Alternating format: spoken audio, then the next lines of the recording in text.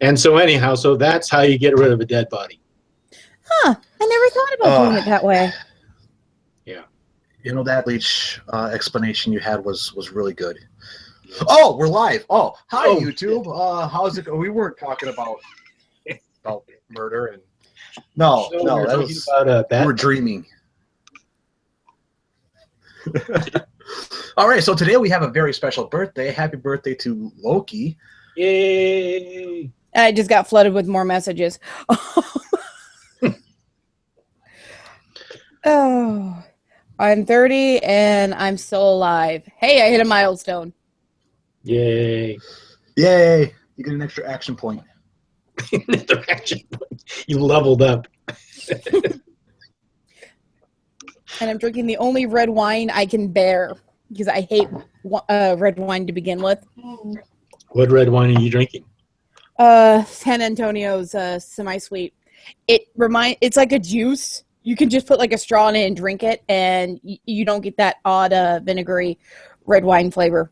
It just tastes good. We're not promoting underage drinking or drinking in general. We are not sponsored by this particular brand of wine. We're not sponsored. Just to make sure. Just to make sure before we start getting in trouble. DMCA claim for some shit or. Yeah, if you're underage, don't drink. If you're over 21, I suggest it.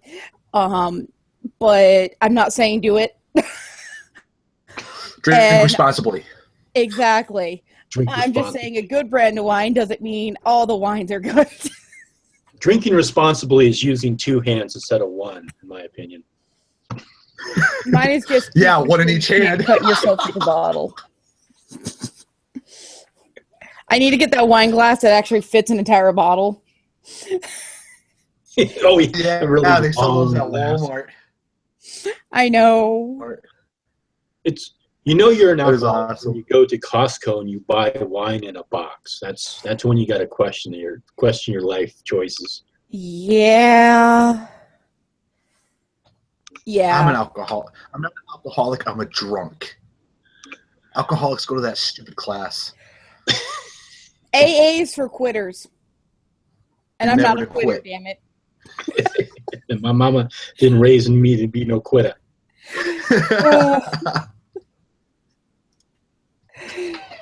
And this is why we get in trouble. So since the holidays are coming up,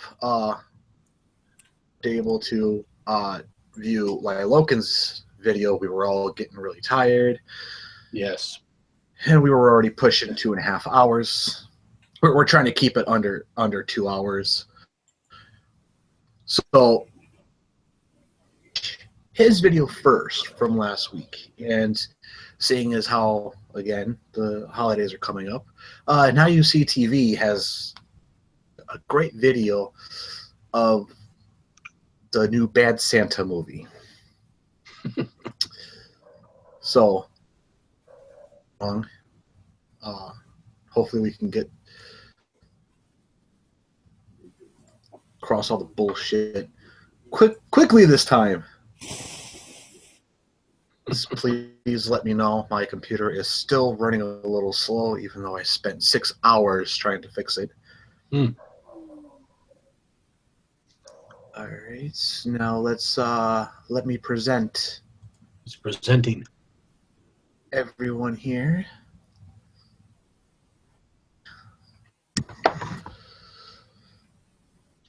If you guys can hear it or not, I am using a microphone. If it's a little quiet, tell me to turn it up.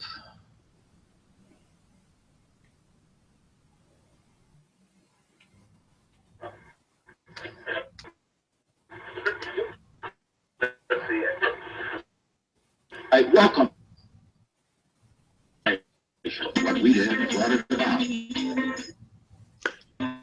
Seems kind of choppy. I'm just going to turn my camera off.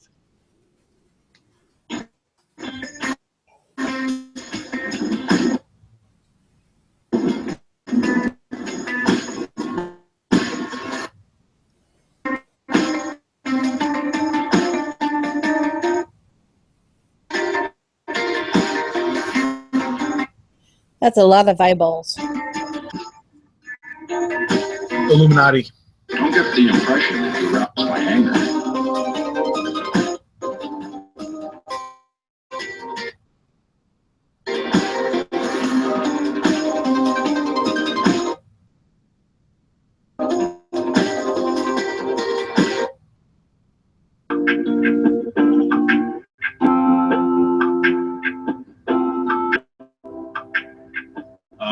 One thing that I'd like to ask several friends this year are pointing out that a false idol and set it in a line to your kids, and I agree that if you don't want your kids seeing that, and they probably deleted me for that, but I'm going to think this is really important. I think that Santa Claus is a thief. He's a thief. He steal your faith, and I know he's not real. I mean, people try to. He steals all the cookies and milk from your house. Yep. You know, use the idea that he is. They gave gifts and all these things. Since when have we ever idolized a silly? Don't the Catholics? I don't want to say worship. That's not the right word. They canonize. Thank you. But yeah, they do that with the saints? Mm-hmm. Yeah, and there's people Saint who worship Nicholas, saints. and Saint Nicholas is the patron saint of giving, isn't he? I'm not too sure. I think you're onto something there. I think so. Well, that's where Santa Claus came from. Was Saint Nicholas, jolly old Saint Nick. Yeah, not really. The figure of Santa Claus is probably based on kind of like a mixture between Norse mythology of Odin and then fairy tale Krampus figure, and then the Coca-Cola company gave him the red and white suit. So he's kind of a mix of a lot of different things, because there's different, like if you look at the German culture, they have what's the name of it? There's different cultures that have different kind of representations of sort of like a Santa Claus figure, like the Holly Man or the Holly King. Right? Yeah, kind of like the Holly King. Yeah. The Holly King, Odin, the reindeers were based off of Slimer's legs. Let's see. Or the Wild Hunt. Yeah. Saint Nicholas was a saint, but I think a few of the stories were over-exaggerated. Well, obviously. What stories aren't? Yeah, really. I mean, the idea of the hanging stockings came from three women who turned to prostitution to make money, and they had left their stockings to dry by the chimney, and he had dropped 3 bags of gold into them from the chimney. Well, at least that's one of the stories I heard. But he was known to be a giving man, but he was also known to have done this and that and a bunch of other things, including wiping out a bunch of pagans. Yay! So they basically took the embodiment of the Holly Man and Odin, made him into this, made him look kind of like what the saint may have, and then Coca-Cola made him look as what we all know today as Santa Claus. Because originally he had either a white jacket with holly on it, or it was a tan jacket. Right. And then the whole concept of being good or bad, like if you were good, you got to live. If you were bad, then you got eaten. You got to see Krampus. Yep. So that's kind of like where the idea of good and bad, like be good, or be good, and you'll get presents. Be bad, you get a lump of coal. Or you become Krampus's dinner if you're a poor German, or yep. If you're a poor German kid, or if you're from Austria. Because they love to terrify the crap out of you, and the best way to get Krampus to leave is to give him a beer.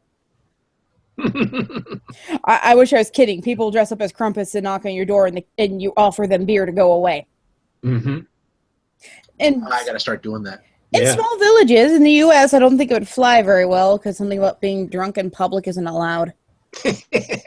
And knocking on somebody's door at random asking for beer or demanding. Yeah. Yeah. Well, I wasn't drunk in public. I was drunk in a bar. You pushed me into public. Thank you, Ron White. All right. That the whole world buys these gifts and these is up pretends. Even the news talks about seeing the ring. He's got all these magical abilities, just abilities that would, say he's not a false god. It's all in fun with that. The Bible says all glory belongs. Wait, since when is Santa Claus a god? I have no idea. He's just making up shit. He's good at that. Like I said, he might be basing it off of the Odin version. That's why he's saying he's a god. I don't even think he's that smart, though. I don't either because I've seen his channel. I don't. Yeah, I don't need that. I think I think he actually believes that people actually worship Santa Claus as Saint Nicholas. And that's what he's talking about. I don't think he knows anything about the true history of him. Especially as far back as Odin. You know, It said, What's up, Loki? sorry, when I'm not talking, I mute my mic so that you guys don't get feedback and it helps the video. But I'm thinking Logan's right. He's mixing the actual saint with Santa Claus, even though Santa Claus's name is Saint Nicholas. They just share a common name. And that's supposed to be the reincarnation of Saint Nicholas, blah, blah, blah, blah, blah. But it's not that we worship him. They worship and thank the actual saint. Yeah, that's what I'm thinking. that, and I want to tell you what glory means first off. Glory dictionary definitions. Means high renown or honor, won by notable achievements. Magnificent, great beauty. Take great pride and pleasure in. All of these things describe the way children feel about Santa Claus. All of them. What? It's important. I think that's what I'm thinking too. Is facepalm. Exactly. The fuck. I think kids just want presents. They really don't care where they come from. Yeah, every kid I have, even me as a kid, like, what did quote unquote Santa bring me this year? And it turns out that he got me a Game Boy Color and Pokemon Yellow version. And also, I don't think like, fucking right. And also, I don't think kids really honestly believe that Santa Claus bought them. I think they know the whole game. They know the parents bought the toys for them. They just. I mean, I grew up in a household where I was never deluded into thinking there was a Santa Claus, but I'm thinking, like, if there was a home that had a kid and they tried to feed him this Santa Claus story, I think they would play along with it, but I don't think they actually believed in a Santa Claus. Is it sad that I actually did? Yeah, So but I'm sure there was probably some age where you realized that it was a joke. I mean, it wasn't. Oh, yeah. After I hit 8-9 years old, I started really thinking about it. And I kept it up for my little brother for the longest time. Right. He didn't stop believing in him until he was 12. I mean, he got in fights about it at school because he just didn't want to give up his childhood, which I don't blame him. Right. But at the same time, I always believed that rich kids, the only reason why they got more from Santa is because their parents lied or paid them off.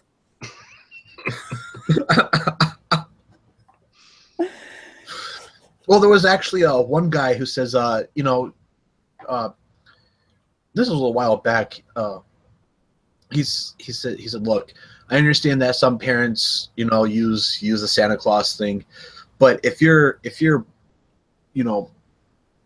well off in the financial thing, don't get your kid this glorious present, say that it's from Santa Claus, Right. and then they go to school, tell the other kids at school that, hey, Santa got me an iPad for Christmas, while Santa got them a hat, scarf, and gloves. Yeah, I mean, one of my sister's thing was for Lou, my nephew, is his gift from Santa was mostly like winter clothing or school clothing or things that were cheap and easy, because she didn't want him to think that Santa buys everybody expensive gifts.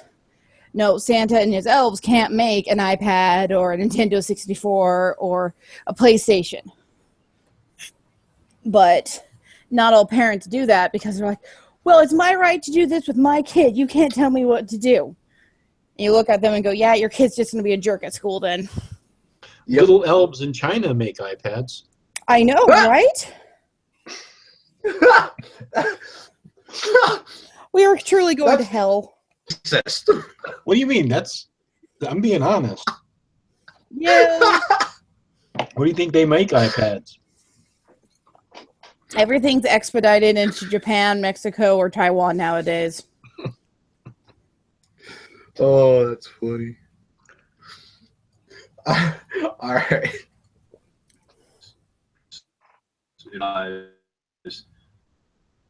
Is more than just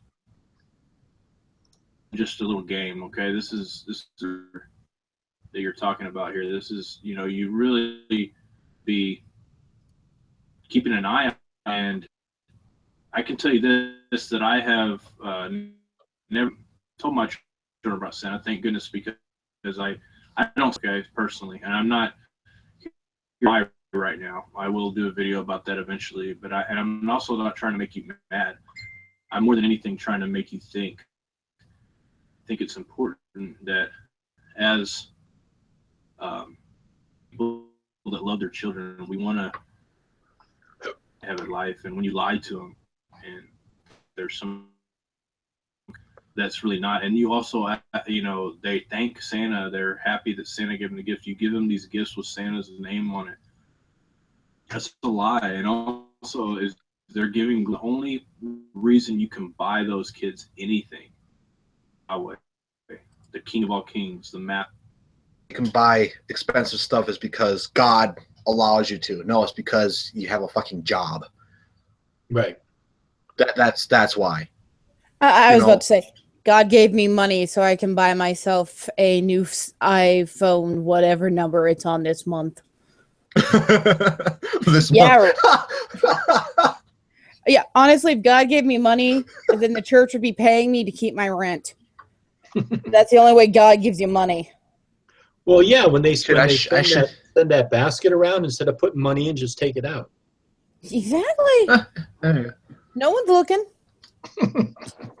Now, if money miraculously appears on my desk or at my front door or in my wallet, I will start believing in the Christian God.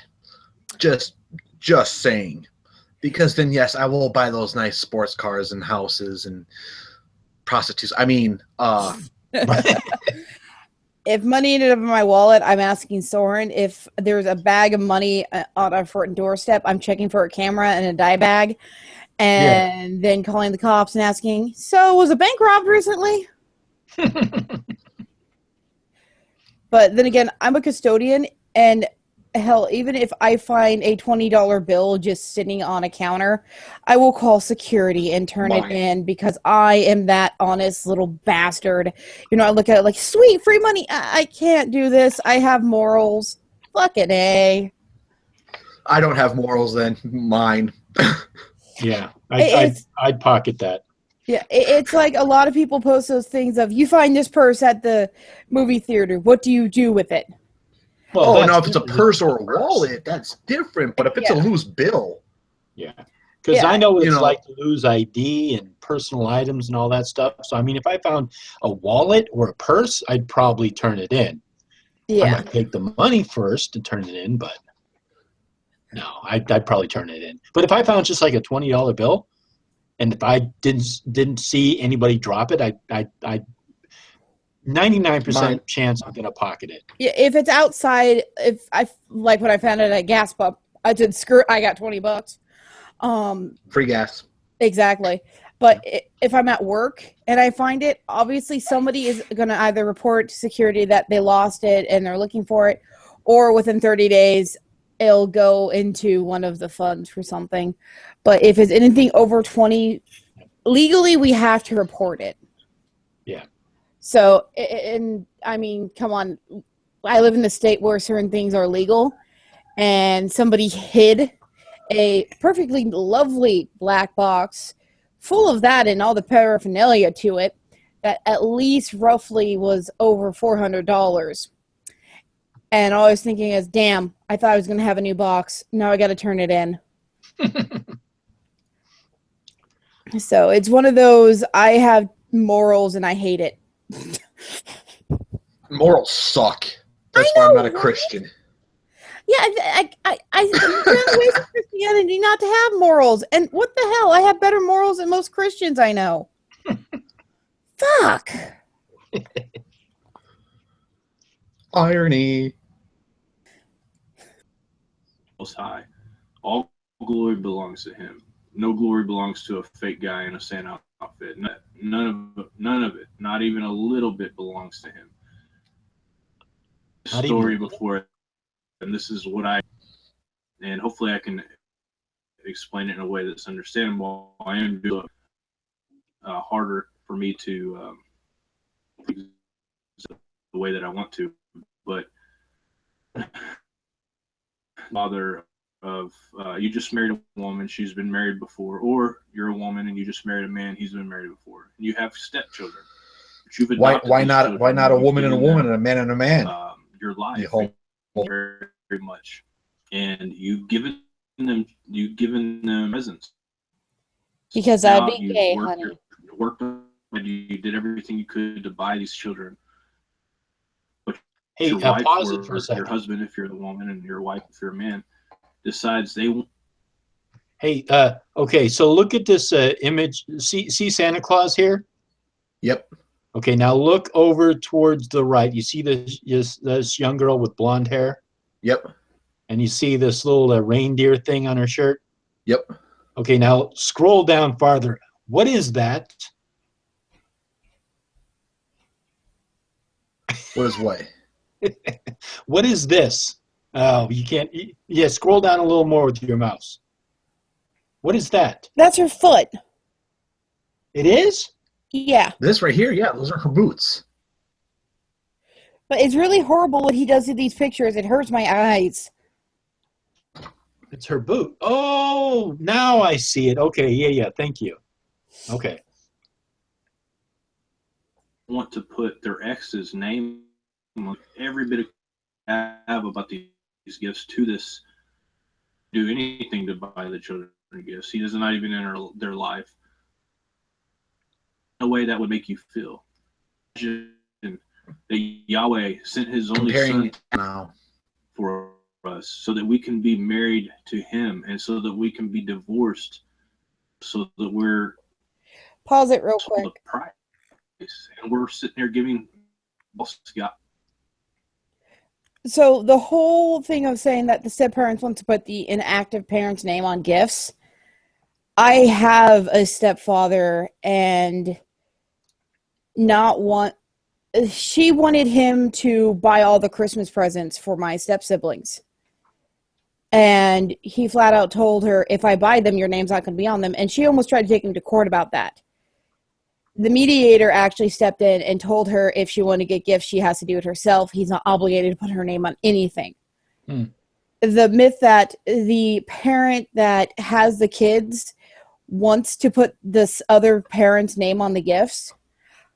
I have never came across any parent that has stepkids or is remarried that will do that because they find it unfair to the kid, because then that means the kid feels like, well, so they just combined it to get stuff for me instead of being individuals when it comes to my parents.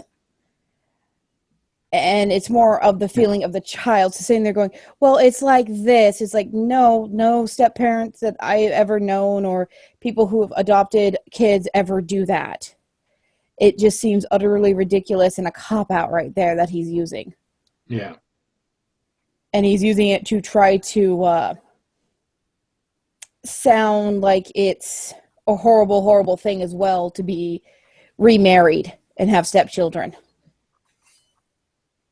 As well, if he's comparing it to putting Santa's name on a gift.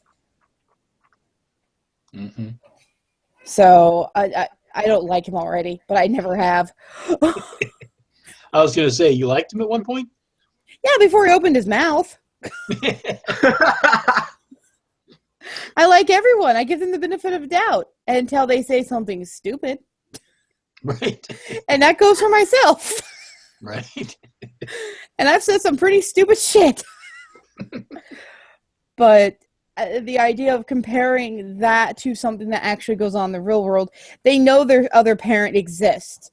Santa is, quote unquote, a myth. I don't want to piss off any little kid. Any little kid that's watching this, I don't want to upset them. Actually, no, Santa is a really big myth. But at the same time, it's like one of those, your real parent isn't a myth. So how can you compare this?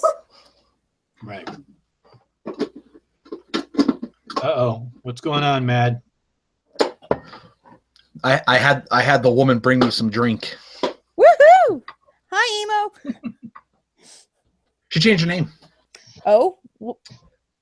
It's the Witch's Girl now. Oh, okay. I was trying to figure out, I'm like, is that a new watcher? Did we get a new person? I'm wondering who that was.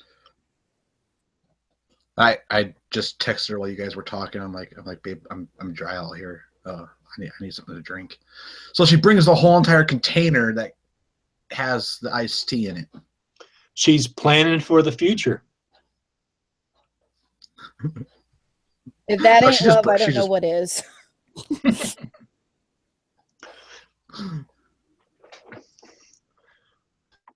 Santa is every bit of a false god. If there's ever been a false god in America, he's not a god. It's definitely a false entity. This is definitely an entity that deserves no entity that people are giving powers to. There's thousands of gods throughout many different philosophies and religions, and not one of them is Santa. I would like to find the religion that worships Santa Claus. Oh, we are the holy elves of Santa Claus. We live for the winter. We live for Christmas. Oh, great Santa Claus, we offer you this eggnog and ginger snap cookies. Please help us.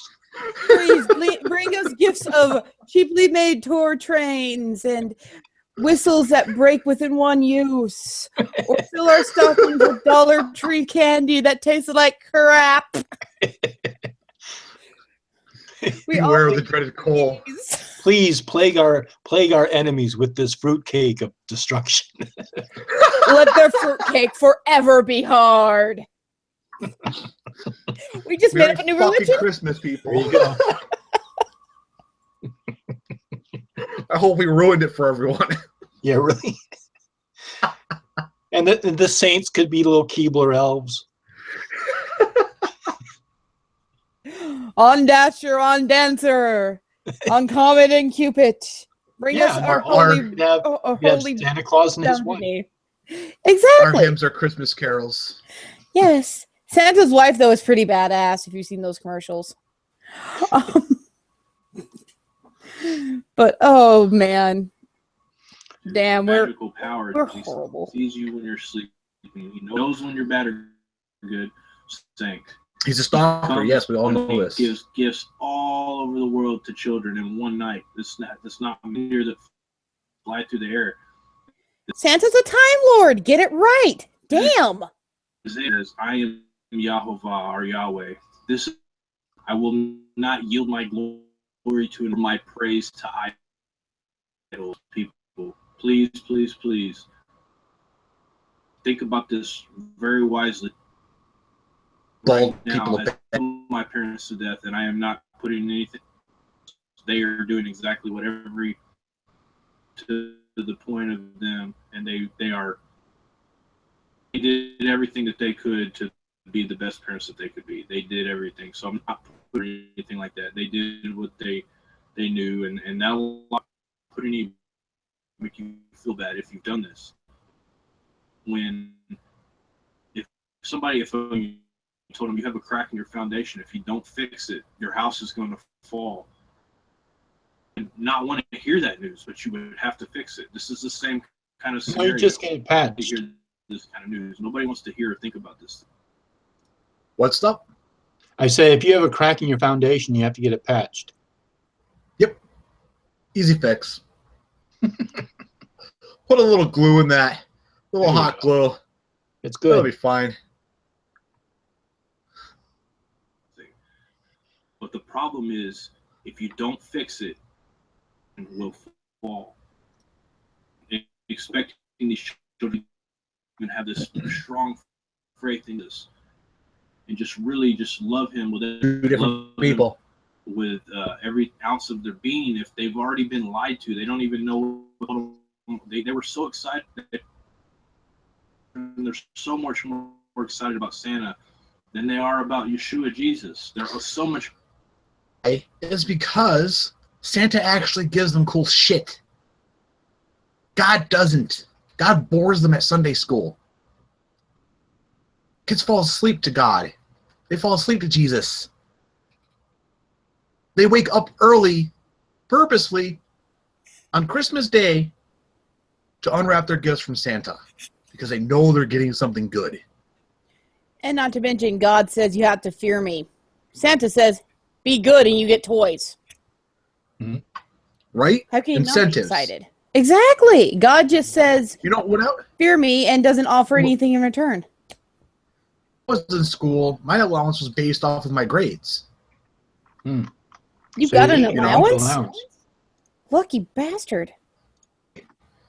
I mean, it wasn't much, but the better my grades were, the more money I got. You know, if I got D's and F's, I got no money. You know? So that was an incentive to get better grades. If I get better grades, I get more money. I get more money, I can buy more Pokemon cards. I think the only time I got an allowance was when I said, Mom, I need money. And then she looked, she's like, you got this shit done all week, right? Yeah. I'll think about it. Yeah. You lucky bastards who all got allowances. I didn't because my family was poor. White privilege. That's my white privilege. I got an allowance. My dad paid too much in child support. God, I hate his ex. Anyways. All right. When I was the kid about Santa, we even left the milk out for Santa,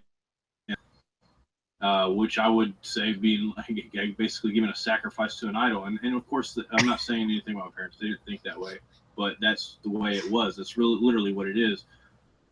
The Santa wasn't real. It made me start thinking. I stopped trusting people as much. I'm like, well, if I've been lied to about something this simple, I'm excited about it. I'm not going to get excited about things anymore. I still to this day Hold am on not for a really second. excited about things.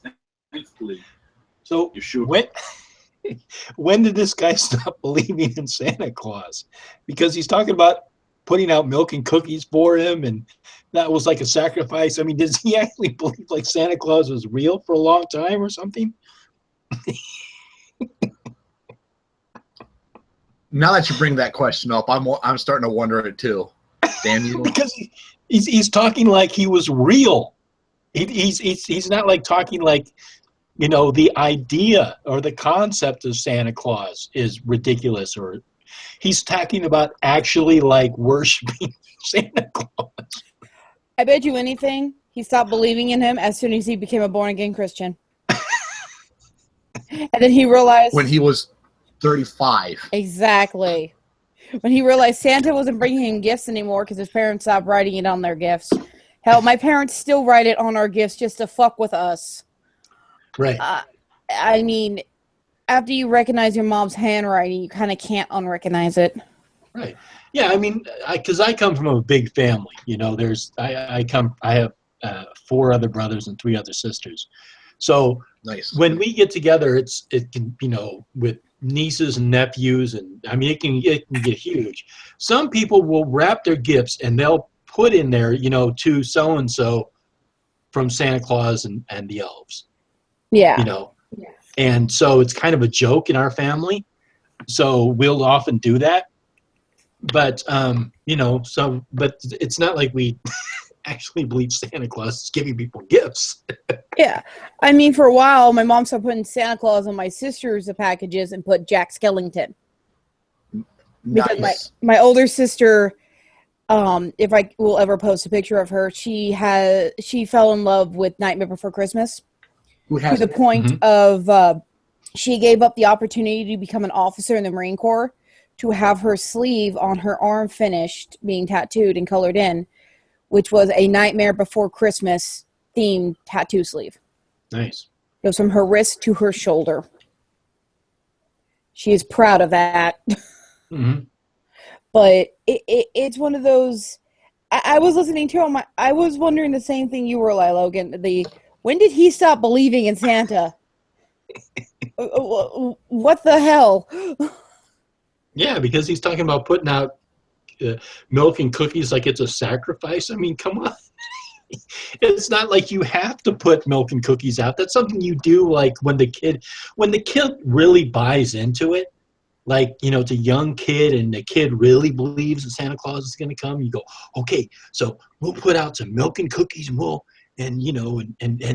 know that Santa Claus was here when the milk and cookies are gone. And then, either the parents, when the kid goes to sleep, needs the cookies and leaves the plate there, or they do it in the morning. But, it's something that you would do if you're really playing along with it.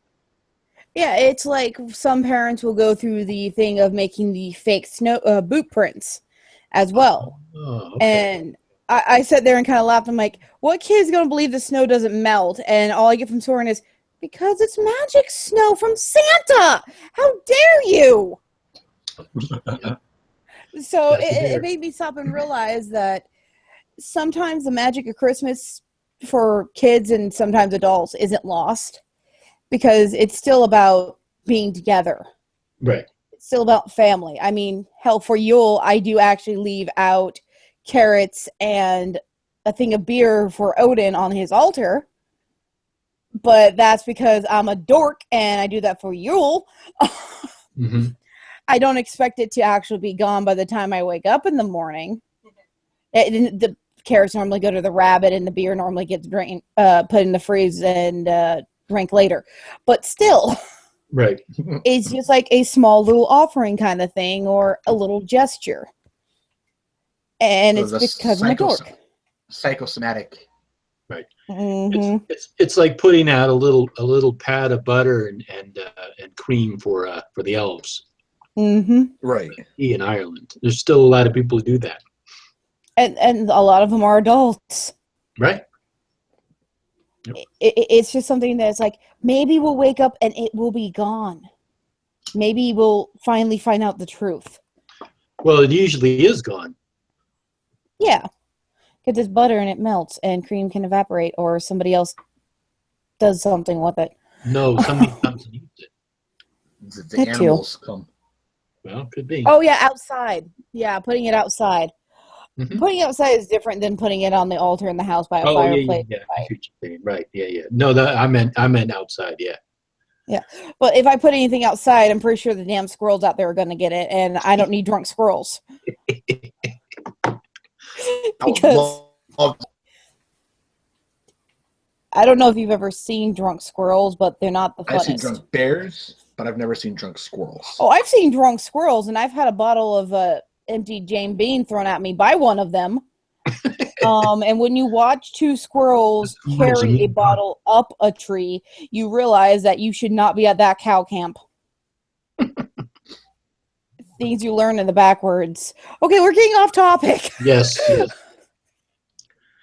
We only got 2 minutes. A lot of trials and tribulation and all these things. The only reason, I mean, obviously, my sinful nature took part in all these things. Important folks, it's so important that we really just start thinking about this. Isaiah 42:8, I am Yahweh, that is my name. Glory to another, or my praise to idols. Remember that we go this route, and I'm not going to harp on Christmas. Do not celebrate it, and I have reasons why, but I think this is one of the most important things about Christmas, this and the Christmas tree and a lot of different. We think that we have to keep them. We don't. If you're down for lack of a better thing, they pass you down an old object that causes diseases in people. You don't have to keep it. You can throw it away. You don't have to keep these traditions. Okay, I know it means a lot to some people, especially when you've done it your whole life with your family. It's the time your family gets together, and I totally get these things up. But guess what? After it's all said and done, you see that there are real that the Bible tells you to do this. These are Yahweh's holidays, and I know that the church has pawned them off but they are not the Jewish holidays. His appointed times that He set apart. There's 7 of them, 7 appointed feasts long, and they're awesome. Your knows. So, anyways, that's all I wanted to say. I just I came on here to do the Now You See TV video. I already did one on my local page. I lost friends on there because of it. Good.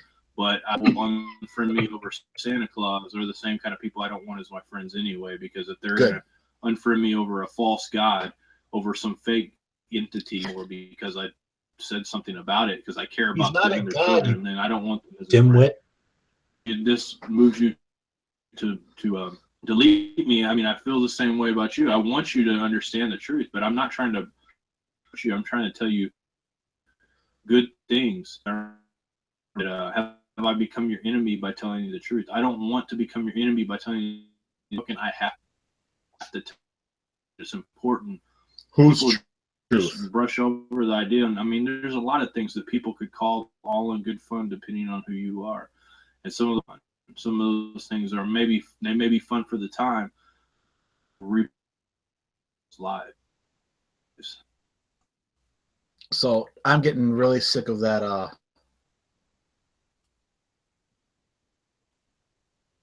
whole I speak the truth kind of deal. And right. Oh, truth. Capital One Venture card. God damn it, son of a bitch. I thought I paused you. On every purchase. Shut up. But that's how they are. What I was just thinking was, Easter, Christmas, let's see, Easter, Christmas, definitely May Day, Halloween, all of these holidays that especially we celebrate in America what they represent is thousands of years of evolution of Christianity living side by side with paganism. In the beginning, it was the country folk or whoever, they practiced these traditions, and it got adopted into Christianity or Catholicism, and it just became a part of the practice. And it was just a way of living, essentially, symbolically, side by side, Christianity and paganism, and combining the celebrations, right? And so nowadays, there's no reason to quote unquote purify Christianity by taking out the paganism, unless you really. It's just to me, it's kind of an insult. It's just insulting. It's like saying, oh well, we have to take all these pagan practices out of Christianity. Well, then you might as well throw out the whole entire book then. Right. Well, you might as well take out everything. Why celebrate the 4th of July? Why celebrate Thanksgiving? Why celebrate any of these other holidays? I think there's a religion who does that. Oh, yeah, it's Jehovah's Witnesses. Mm-hmm. Right. Yeah, they don't celebrate Christmas. They don't celebrate. Yeah, they don't celebrate anything except what, Easter, I think. No, not even Easter. They don't celebrate that either. They don't. celebrate anything. I work with two of them, and because of them, we have to be careful about saying happy this, happy that, or merry this or merry that. And they will not participate in any of the holiday things like the holiday get-togethers or the potlucks or even decorating the break room for Christmas. Right. Which one of them is so diehard in it, she actually filed a complaint about the break room being decorated for Christmas. But she got told, you're working in a tolerating area. Okay. You have to tolerate others' beliefs. Right. And she's very respectful to everybody else's beliefs. It's just she won't do certain things. And that's one of them, is anything to do with holidays. And she won't even celebrate her own birthday, which is typical as well. But I just look at it like, but the holidays to me mean different than what it means to everyone else. Like I said, to me, the holidays mean being together with your family. Mm-hmm.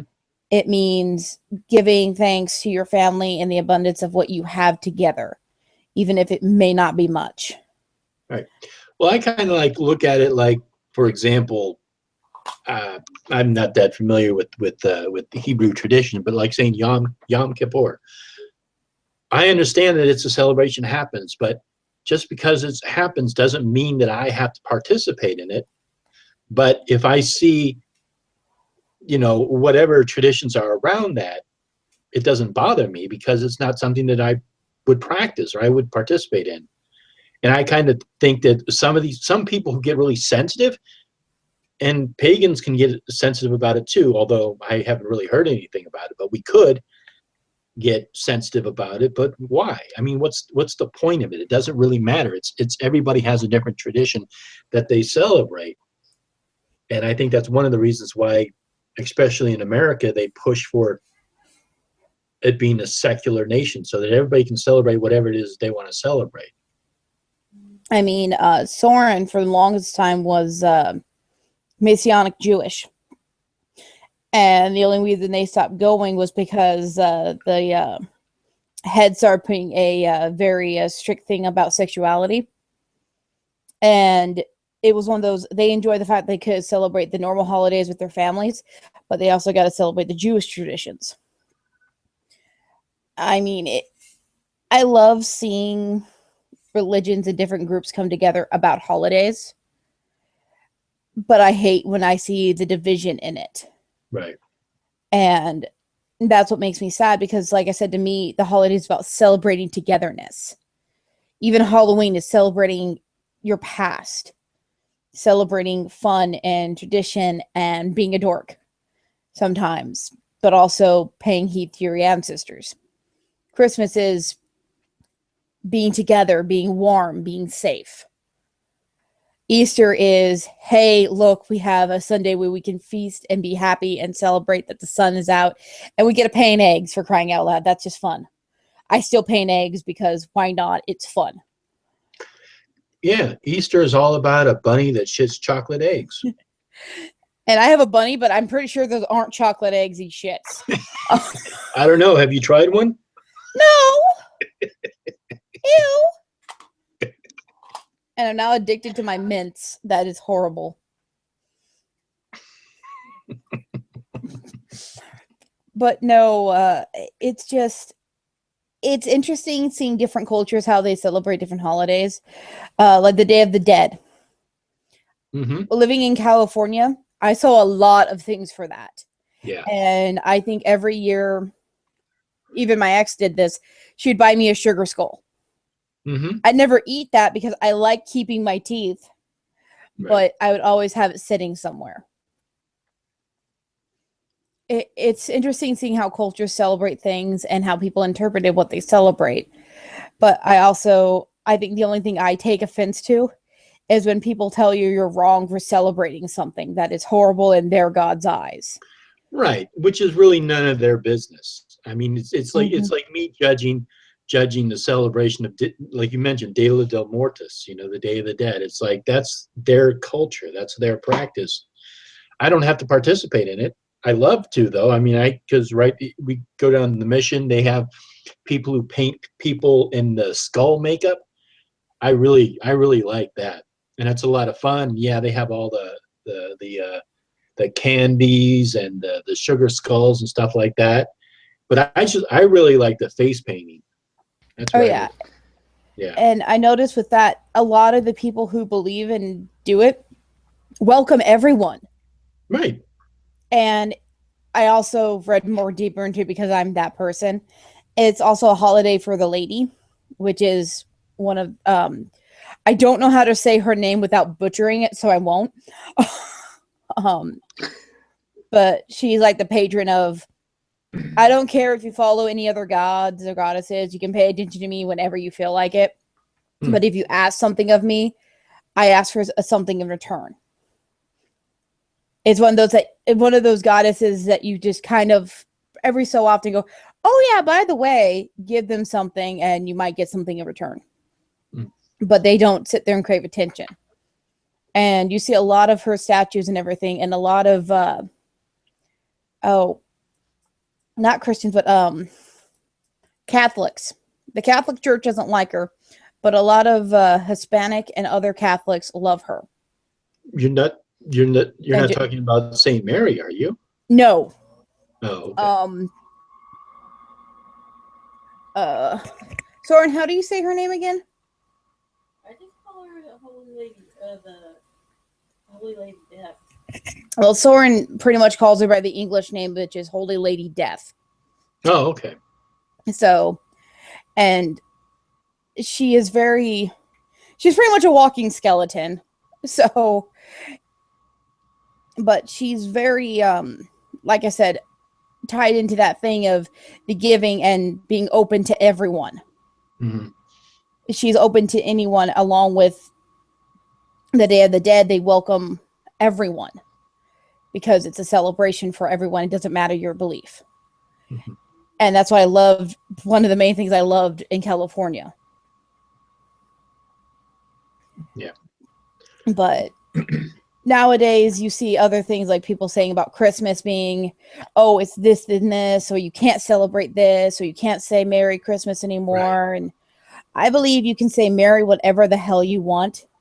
I will probably still say Happy Holidays because of all the damn holidays in December. Right. Right. Unless that's the reason why I say Happy Holidays is because so many holidays do fall in this month and the next. Right. So just to generalize all of them together, I mean, Hanukkah's coming up along with Christmas, Yule's coming up. It's just in general. Hey, Happy Holidays. I don't know what religion you practice, or Happy Holidays. Yeah, and it's kind of like if you know what somebody celebrates, you can say Happy Hanukkah or Merry Christmas or Happy Solstice or Happy Yule or whatever. But I mean, I don't know. I mean, I worked in a nonprofit for so long where we were funded by the city and county, so we could not place any ornament or say anything related to any particular religion. We had to say Happy Holidays, keep it very general. If we had like a party, it was a winter party or a festive party. We couldn't say it, we couldn't call it anything, which is okay because they have to very much keep a line between making sure that all religions are inclusive and not putting one above the other, which is how it should be, Yeah. Exactly. And again, I work for a school, so guess what we have to do? Mm-hmm. And yes, actually, you are correct 100%, David. It is her. I just can't pronounce the name without butchering it because I'm partially illiterate. I just had to look at the paper on my wall that has her name on it. Santa Muerta. Yeah. Just give it a try. Honestly, actually, I'm sitting next to her altar right now. It's one of our main house altars. And that picture is actually a picture from the witch's calendar that she was featured in. And they have the saint spell as well that I have on the wall with her name. Again, I just can't pronounce it to save my life because I suck at pronunciation and somehow I can speak partial German. We don't talk about this. But We don't talk about it? Okay. But That means we do talk about it because she just did. shh. No, It's we a don't talk about delusion. it. Didn't you hear, Matt? We don't talk about it. What's It's a wrong with you, man? It's a contradiction that exists, even though contradictions should not exist. I need to stop reading books. Yeah. Oxymorons.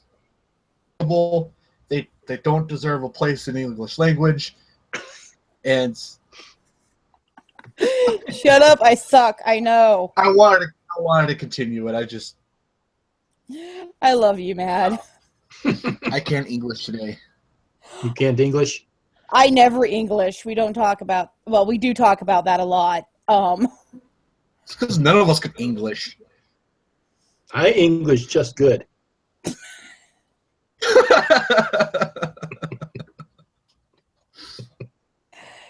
Oh. All right, right. So, the video. you guys want to continue with the holiday celebrations here? Sure. Oh, What's next dear on God, this? I'm out of wine. Why do you do this to me? So, just a little backstory on this. We were trying a new program. It was working better. Not using it right now is because I'm hosting and my computer sucks and hates me. But we were using this new program, and we found a couple videos group. So these next two videos are a group.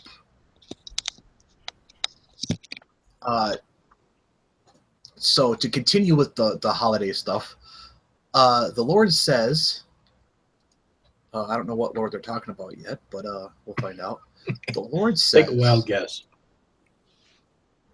stop celebrating pagan holidays, Christmas, Easter, and Thanksgiving, which I don't know why they put Thanksgiving into that. I don't either because they think Indians are pagans. I don't know. Yeah, but I think it's more. It was more of a pilgrim holiday than an Indian holiday. I don't think they really cared. It was, and to trick terms, because I know we're horrible people and people are going to point it out, Native Americans. And I even messed up, so I'm a dumbass.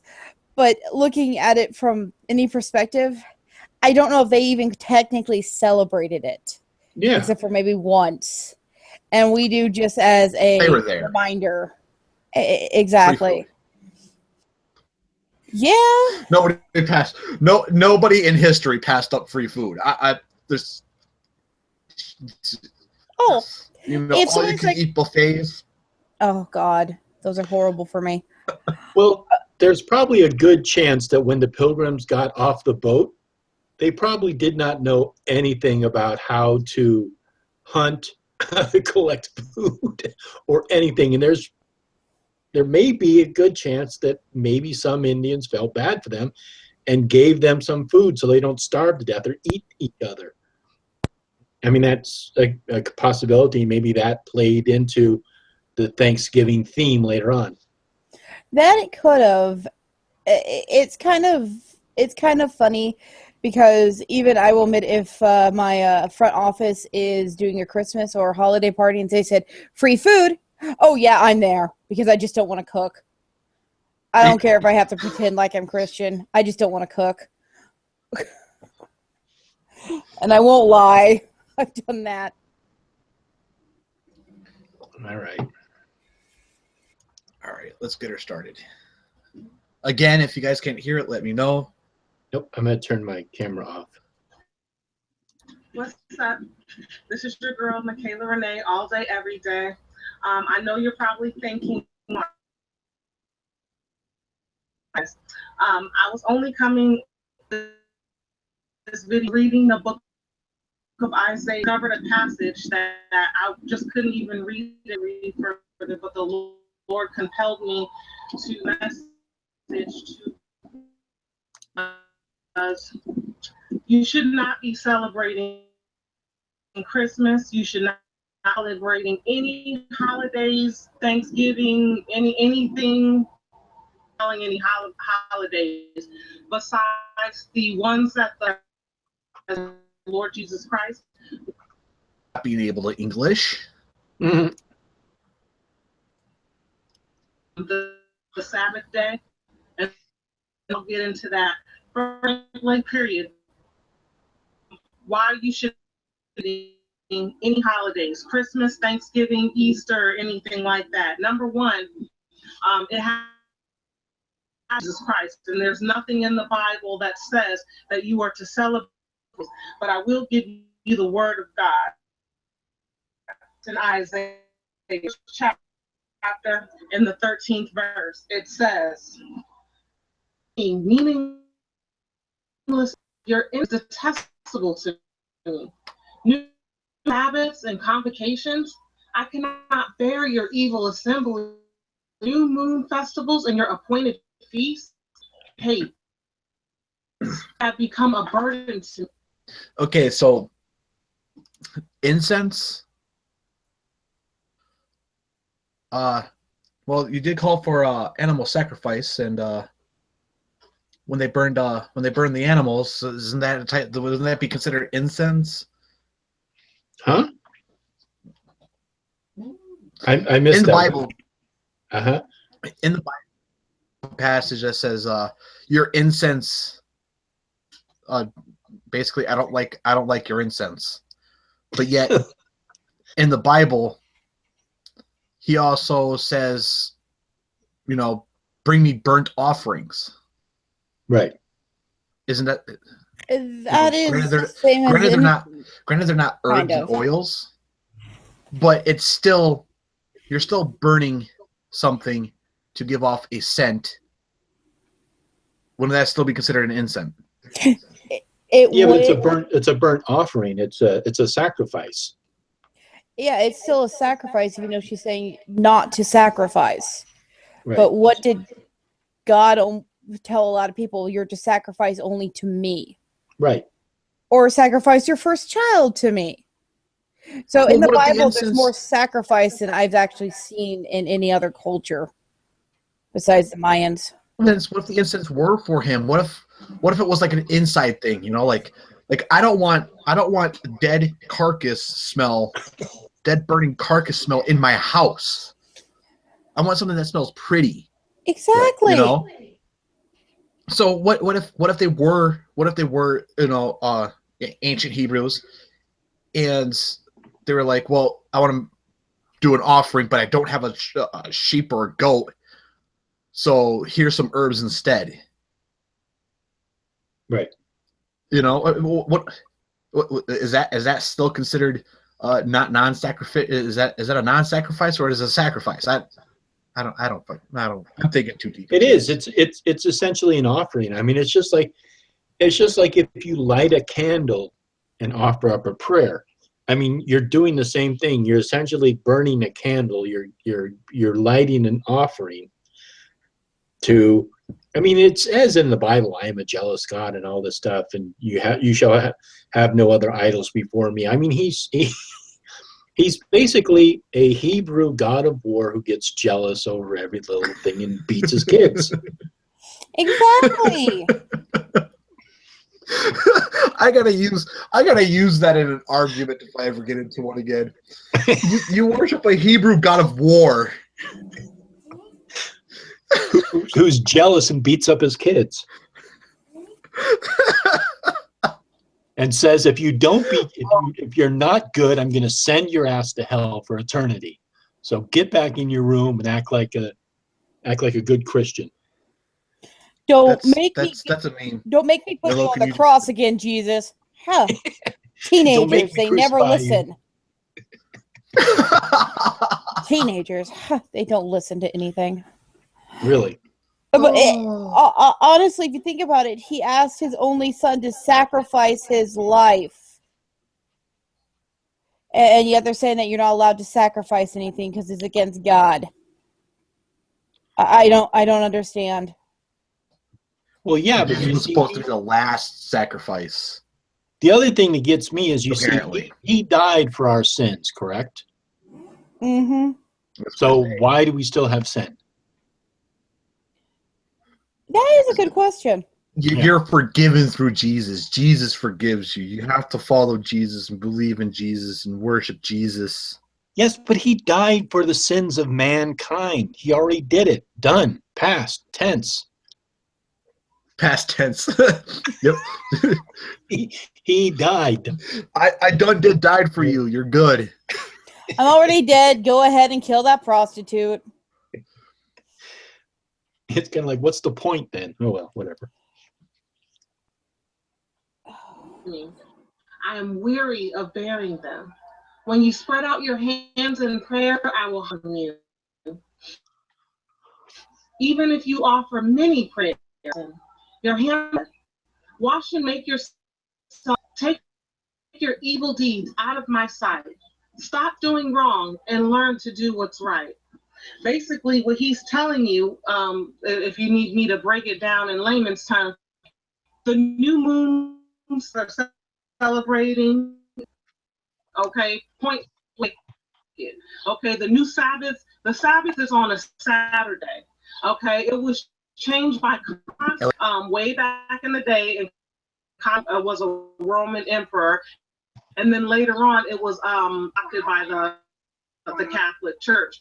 So basically, the Sunday, the original Sabbath is actually on Saturday. If you do not believe me, do your own research. And saying beforehand, my Logan, the integration of the integration of the pagan community and the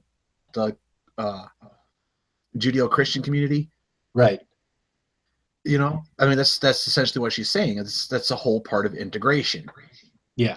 And also, I believe it was, I think in the Hebrew tradition, the Sabbath is on Saturday, which it still is. And I know in the Hebrew tradition. Right. And I know that, well, that's where Christians got it too. But I mean, I don't know exactly when and how they changed to Sunday, but they did. Like she said, it was a Roman emperor. Oh, was it? He noticed that a lot of the sun-worshipping pagans worshiped on Sunday. So he's like, well, why don't we them into Christianity this way? And then they all celebrated a Sabbath on a Sunday instead. Mm-hmm. That's how it happened. It was to integrate the pagans into Christianity. Okay. That the Sabbath was changed. You know, the Word of God in the 28th chapter, in the first verse, it says, after Sabbath, at dawn on the first day of the week, Mary Magdalene and the other Mary came to look at the tomb. So Matthew says after at dawn on the first. Mary Marys. Mary came to look at. Basically, it's letting you that they came to look at the week, which was Sunday, and that's after the Sabbath, which is, and again, that was changed. Well, there's a slight problem with this.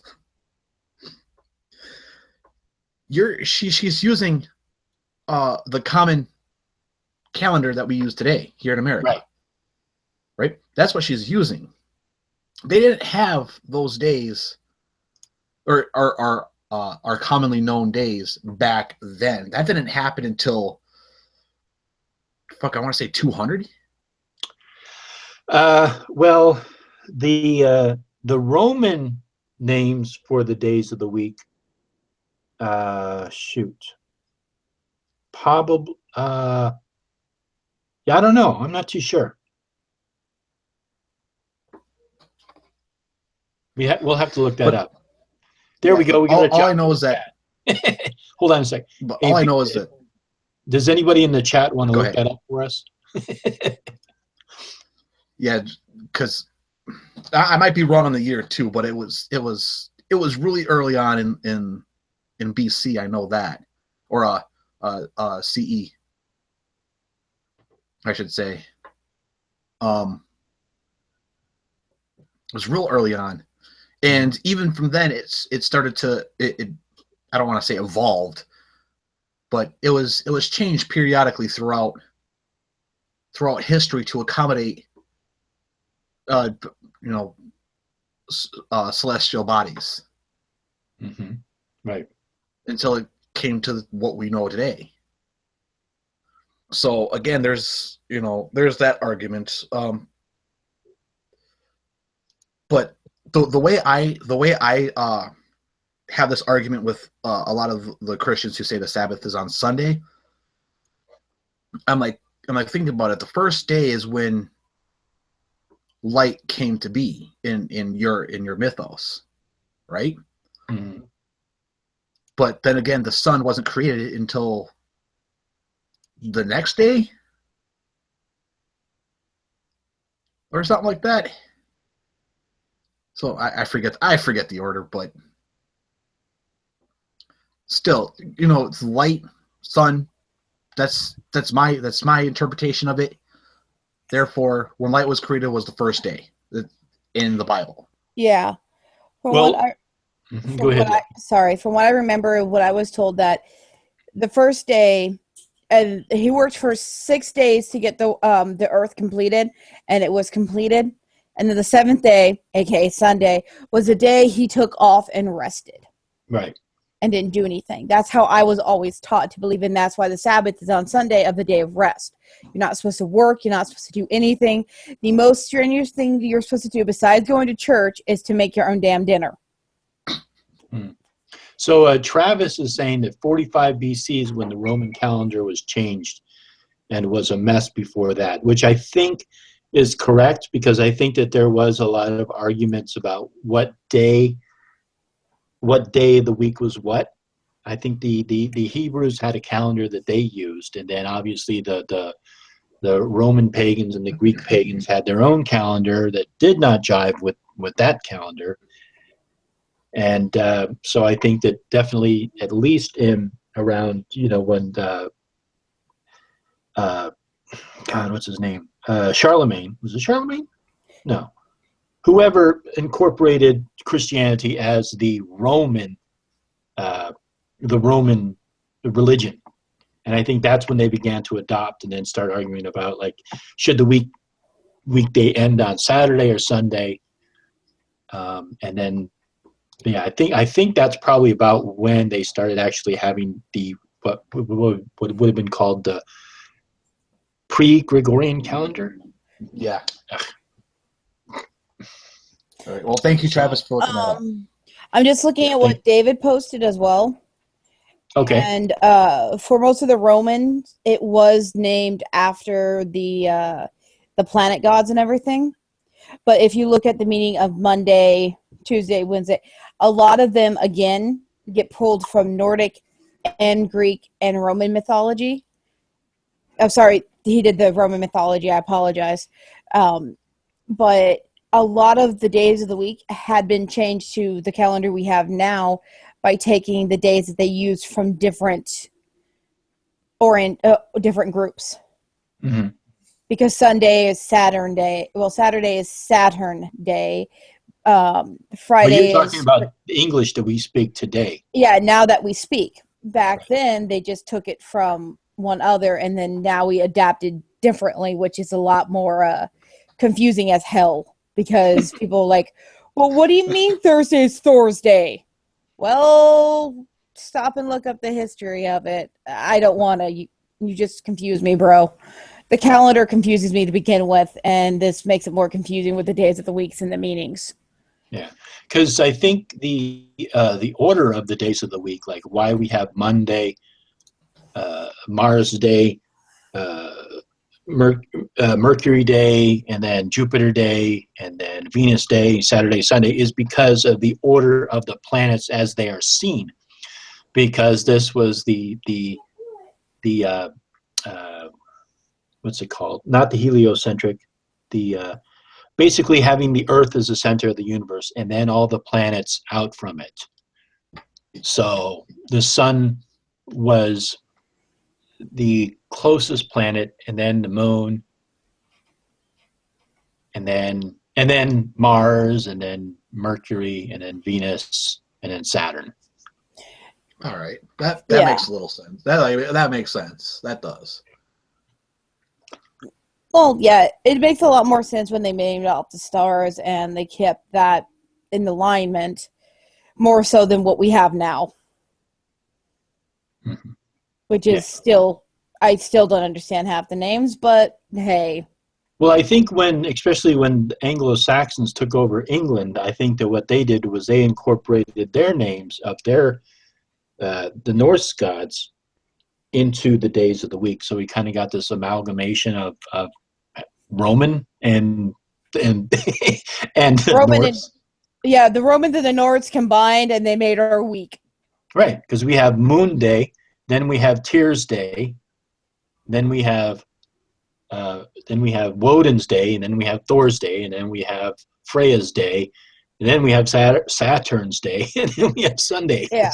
It's kind of funny because Saturn's Day is also supposed to be dedicated to Loki, and it makes me laugh so hard. I'm like, you have two gods that are technically different having to share a day. This is so going to end well. Right. All right. Let's Anyhow, continue. all right. Sorry about that. Oh, yeah, thanks, chat, for looking that up for us. Why people? I've done my own will and stuff. I'm trying to cleanse my mind. Nobody's perfect. Nobody's just gonna wake up and say, "Okay, I'm gonna do the Lord's will." Short in the day, but do is try. That's what I'm currently my best in God, my own. I'm trying my best. I'm leaning on and not my own understanding. Now, what is that? In the book of Exodus, it tells us that we need to, really honor. And on the Sabbath, it says, chapter 30, do not light a fire any of your dwellings on the Sabbath. That means you're supposed to cook on the Sabbath. It's good that I'm, from start to finish over again, because I had done that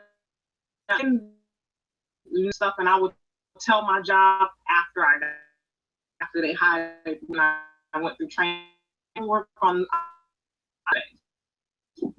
and that's what I told them. Okay, so she said that she read the Bible front to back once before, right? My understanding. Yeah.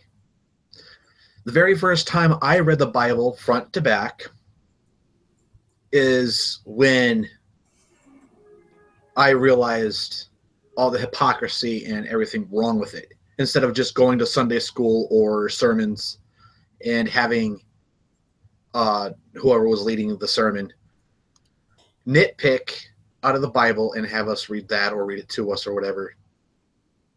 Just jumping all over the place. Mm-hmm. Because when you jump all over the place, it made more of a positive sense. But once you read it front to back, this is my experience. Once you read it front to back, you get the whole story right then and there, and you realize it's a load of bull. Exactly. Like, wait a second, this is crap. And I hate to say it, there's some employers that if you don't tell them at hiring that, oh, I can't work Sunday, and then you tell them after all your training's done, oh, by the way, I can't work on Sunday, that's actually grounds, even in Washington State, to be fired because you did not disclose that on hiring. And they ask you to disclose it because they do ask you in most interviews, are you comfortable working every day of the week? And if you say yes, and then you all of a sudden change your mind during training and say, oh, yeah, I can't work Sunday now, they will take that as you lied on your application just to get the job.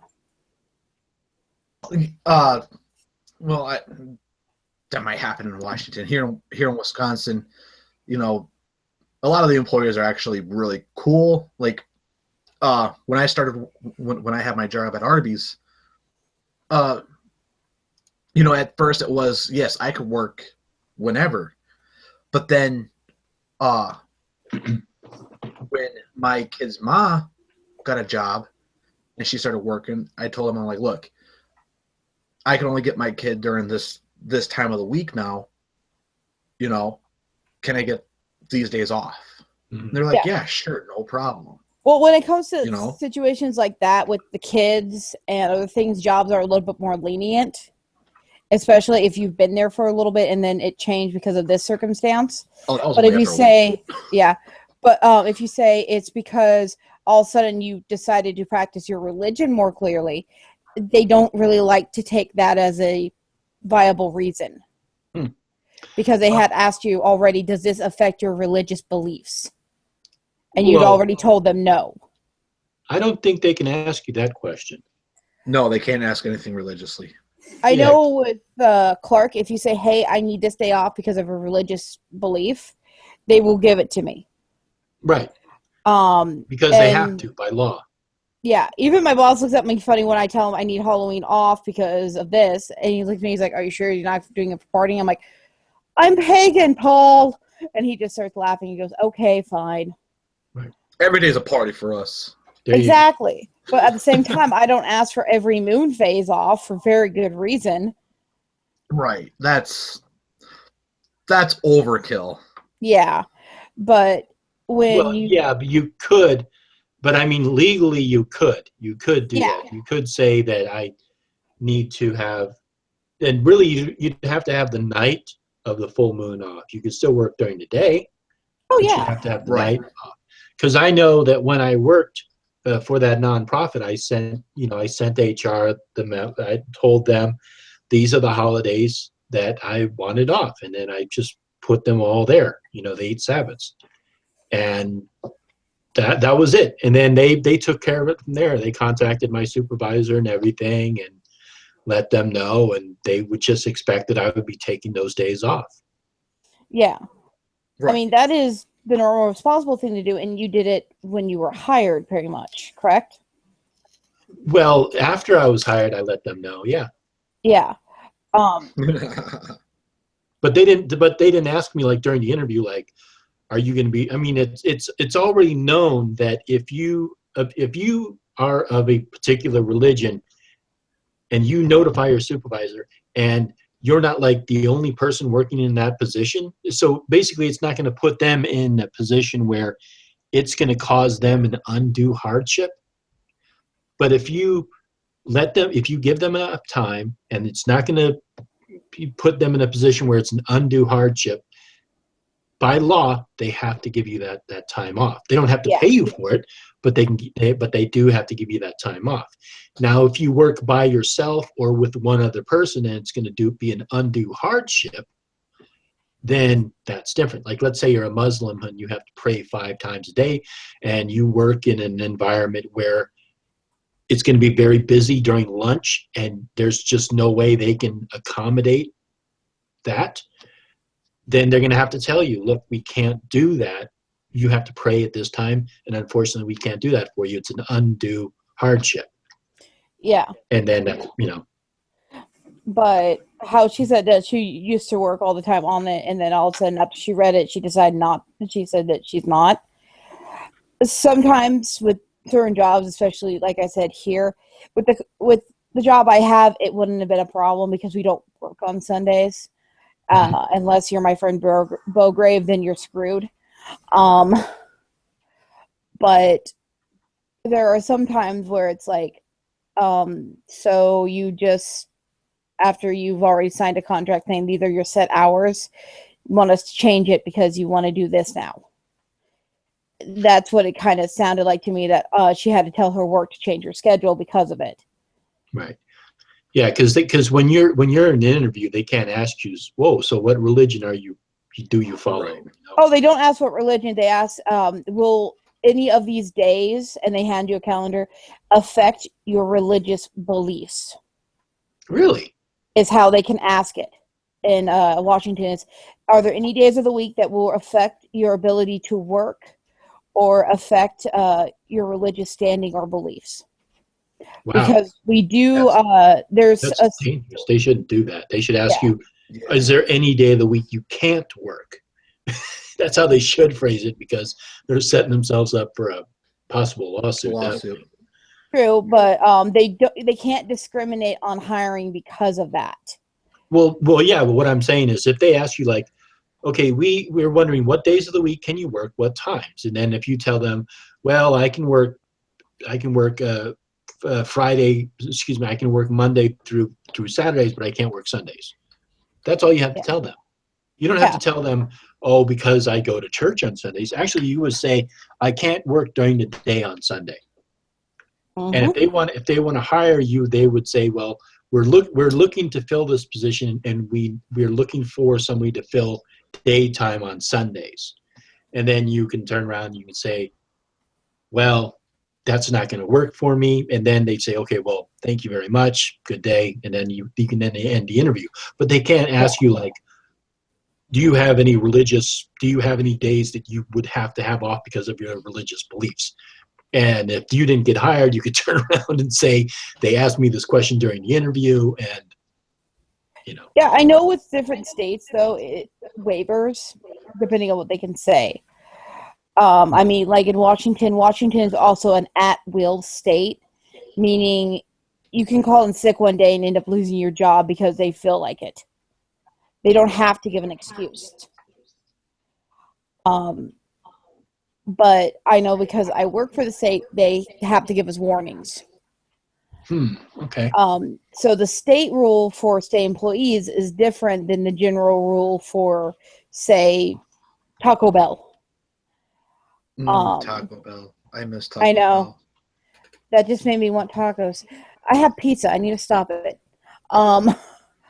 But like I said, with some of the things of some of the jobs that go, okay, you said that you can work any day of the week, no matter what. They will ask you, are you sure? Do you have any other obligations, such as children or child support or what's going on? Some bosses will actually get in that in-depth to make sure that you're just not putting, I can work any day just so you can get the job and then change your hours. But, all right. Yeah. But anyways, let's get back to the video. All right. But now I'm realizing we're not even supposed to leave no cooking on the Sabbath either. So what I'm gonna start Saturday, because nothing in my life right now start doing is on cook in advance. That way I can have leftovers. You gotta warm those leftovers. Well, not if it's something that I can eat cold. So I'm going to brainstorm. I'm not going to do it right now while I'm making this video, but I'm going to brainstorm what I can eat. Even whatever I eat, I'm going to make sure I don't turn on. I'm not going to work. That's taking it way too literally. Because I'm what got to do instead of what. And I know you're probably thinking, okay, well, taking Christmas away from my kids is just going to be too much. It's just going to be too much. Okay, well, do you want to continue? And I says, I cannot assemble. He says, your new moon festivals, feasts, so hate that you guys get together on Thanksgiving. I got together on Thanksgiving and the food was delicious. I'm not going to do, you know what? I can make a Cornish hen, baked macaroni and cheese, potatoes, turkey necks in them. I'm not going to do it on Thanksgiving because man says, okay, on this day, this is when we come together. Do you know what happened on Thanksgiving anyways? And y'all celebrating it, and I was celebrating it. What is right? And what does Christmas have to do with the Lord? On Thanksgiving, that we shouldn't celebrate it. I don't know. She's like jumping so many conclusions, and it's like, so you still go to Thanksgiving dinner, but you're not celebrating it. Right. No. She said she's not even going to do that anymore. Well, also she says she's not even going to go. She's not even going to go to that because she can cook that meal any day of the week. You know, and which my concern is, you know, Thanksgiving has been a part of American traditions for pretty much fucking ever. You know, and that tradition brings families and friends together. So now, because you want to be, I'm going to call her selfish. She's selfish. Plain and simple. You're going to alienate everybody you know, love, and care about just because you think that's what your religion interpreted the Bible to say that Thanksgiving is a pagan holiday and is a holiday that I want you to celebrate. So now you're going to be selfish and remove yourself from this American tradition. It's an American tradition. There's no ifs, ands, or buts about it. Yeah. To not be around your loved ones. You're going to tell your kids you don't get Christmas anymore because mom just decided. I think as a kid, I look at my parent and go, okay, I want to go live with dad now. I don't care which dad it is. I just want to go live with them. I want to live with the ones who give me gifts. Exactly. I want to live with the ones that actually don't push their religion belief down my throat. It's kind of one of those moments where I'm just looking at her going, okay, you can do all that. You do realize your family's not going to like you for it. You're probably going to lose favor with your kids.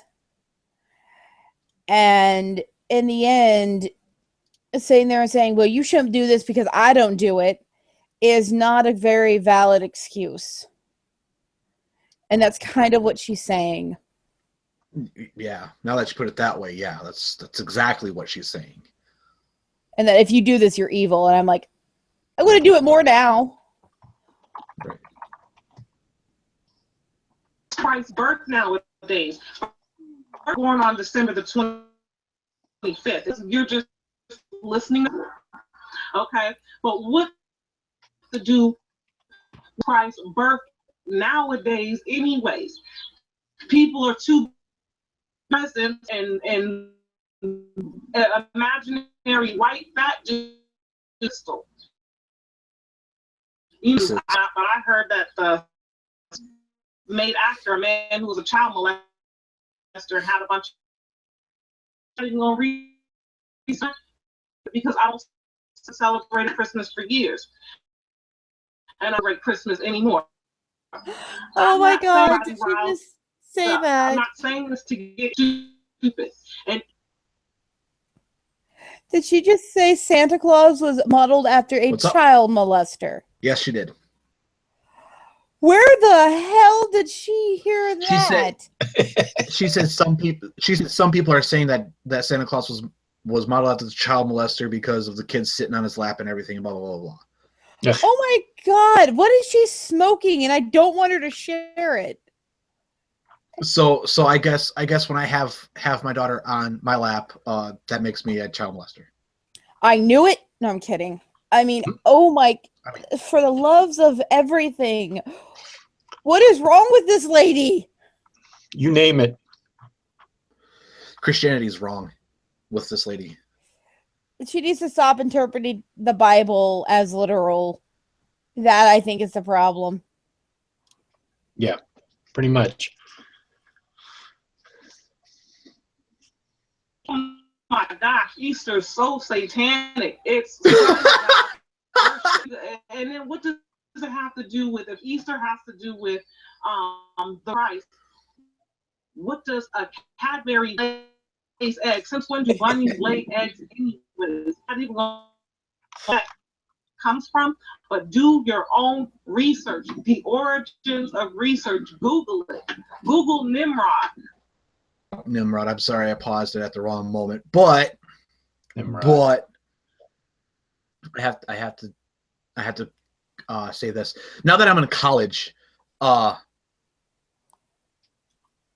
teachers have been, they're like, when you do your papers, when you do your research papers, don't use Google, don't use Wikipedia, don't use ask.com, all those search engines. Don't use that because you can be misled.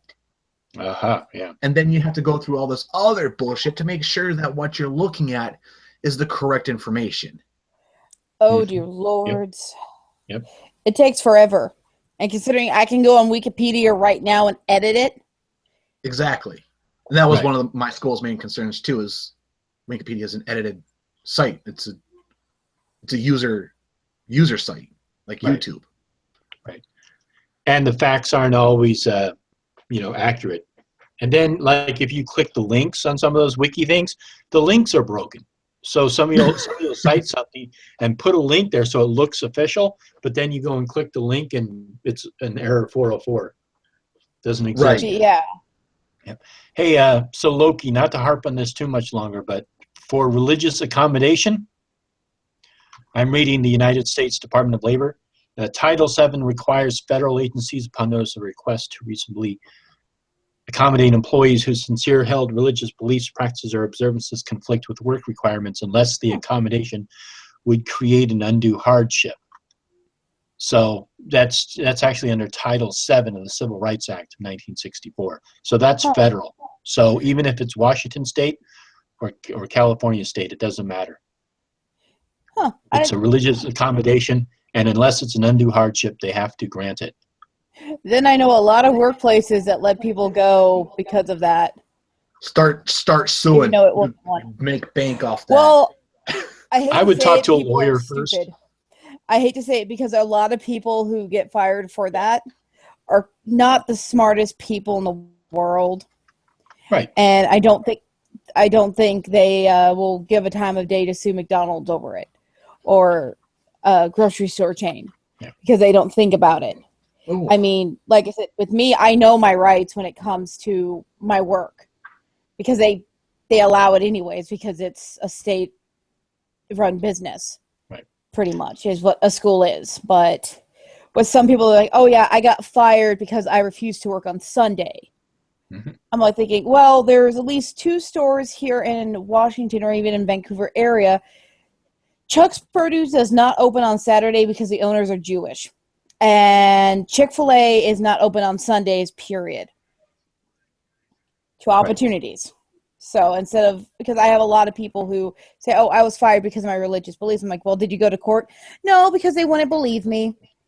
Yeah, if you're going to sue a company for something like that, I would talk to a lawyer first to see what kind of a case you have, because they're not going to outright say we're firing you because of your religious beliefs.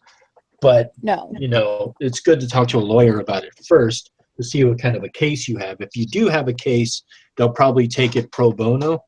And, is it pro bono? I think I'm using that right. Yeah. But anyhow, what they'll do is they'll take a percentage of the winnings. But also, just a little side note, Wicca is an established and recognized religion. Yep.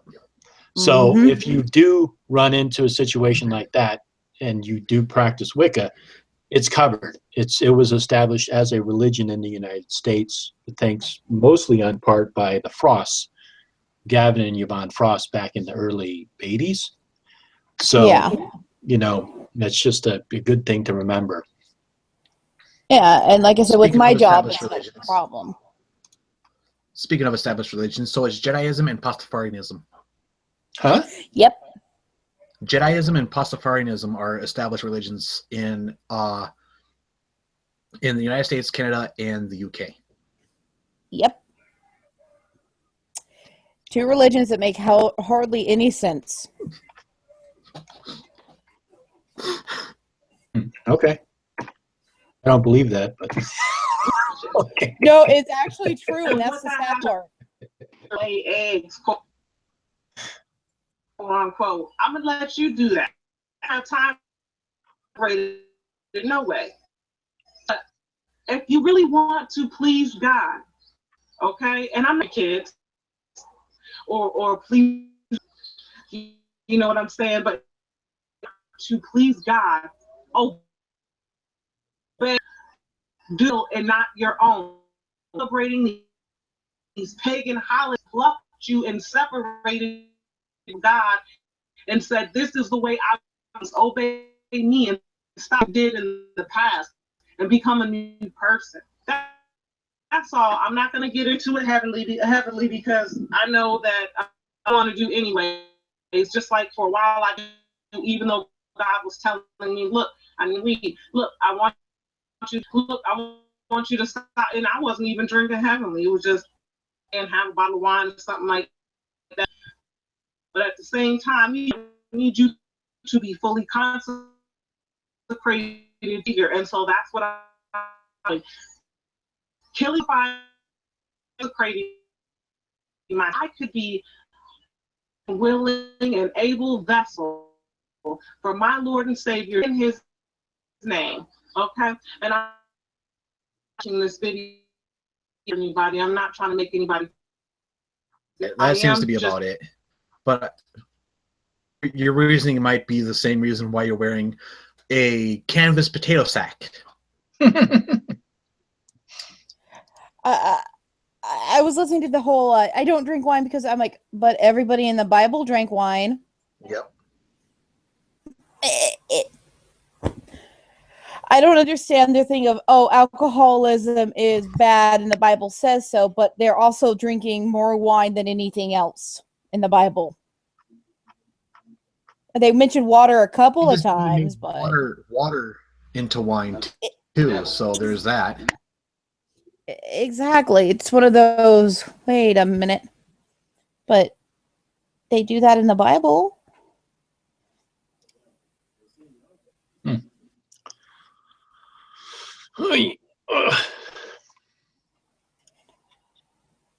Yep, there we go.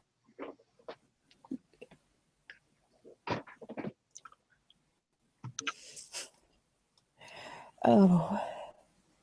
But that woman confuses me on so many levels. Yeah, on so many levels. So much confusion.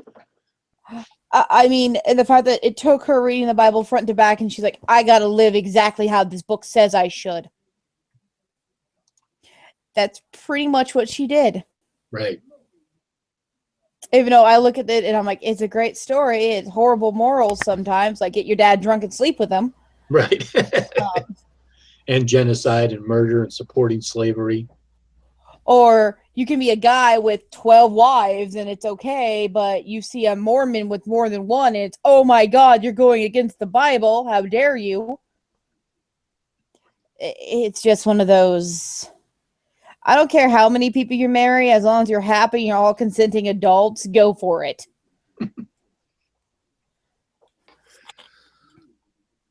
All right, so now we're going out of the festivities, and yay! We found a series of videos.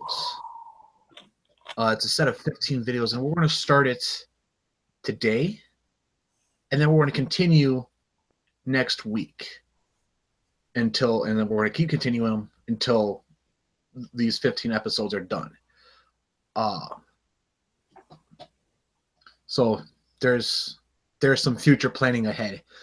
These are we're going to show the first one today. Do you have satanic things in your home? It looks like an old I want to say like late 80s, early 90s Probably thing. Probably around the Satanic Panic time. Yeah, that's what I'm thinking. And the mustache and hairstyle this guy has that points mullet. towards. Surprisingly, it's not a mullet. I used to have a mullet. Mullets are awesome. I don't care what anybody says. Okay. I used to have one too, and I'm guilty of it.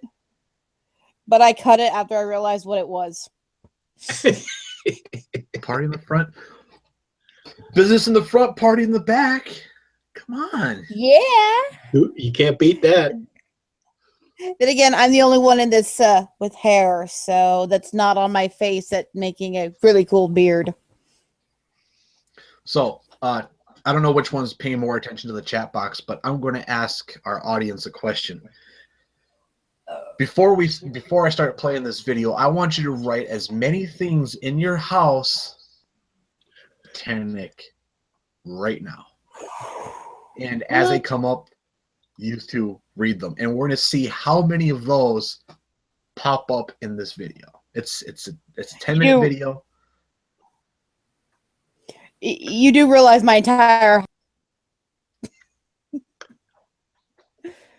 I think it's the same.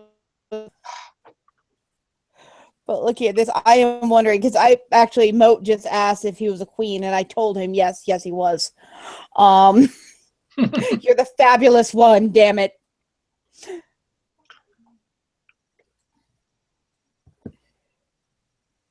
Triquart. Yes, we're talking about you guys. Cece, you talking about the Bible that has the three knot on it? I don't know if that's called a triquarta. The 3 triangles? No, it's a Celtic. It's a Celtic knot. Oh yeah, it's a totally triple, draw it. a triple knot. Yeah. Yeah.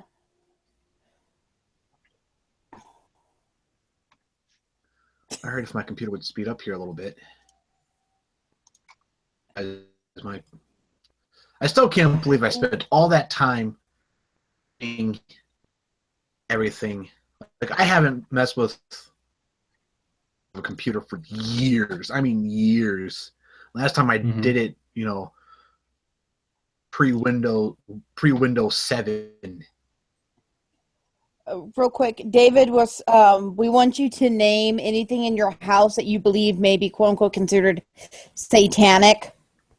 Like say your Christmas tree, or something on your altar, or something in your fridge.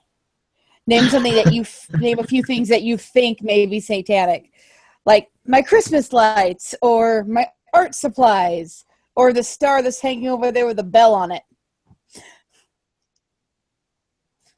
That used to have the packaging that says Jesus loves you. A star with a bell that says Jesus loves you. I took off the Jesus loves you part. Kind of oxymoronic there. What the fuck is this? It's a Christmas ornament.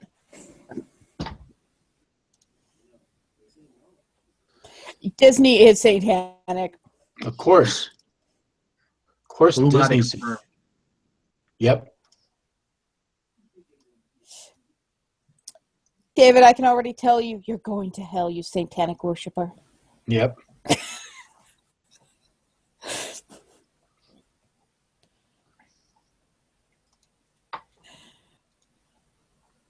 What I mean now, you can tell. You can tell the era.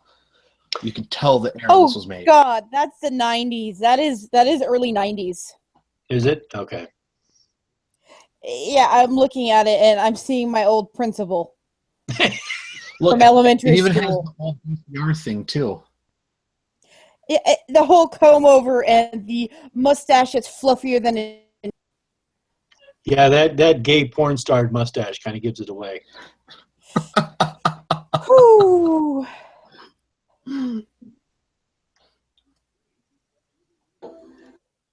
Your information on the devices of the devil is an ex-Satanist high priest. Panic. Priest. Expose the subtle devices used to lure people to witchcraft. He says he can get big and he can walk through the average Christian's home and he will be able to fill that box up with occult in your home. They realize we're satanic and occultic. He's going to give you his opinion about things like Ouija boards, tarot cards, psychics, movies, video games, Teletubbies, and Pokemon. How are you going to have psychics in your house? Symbols that you see. That's a good question. You're welcome. Thank you.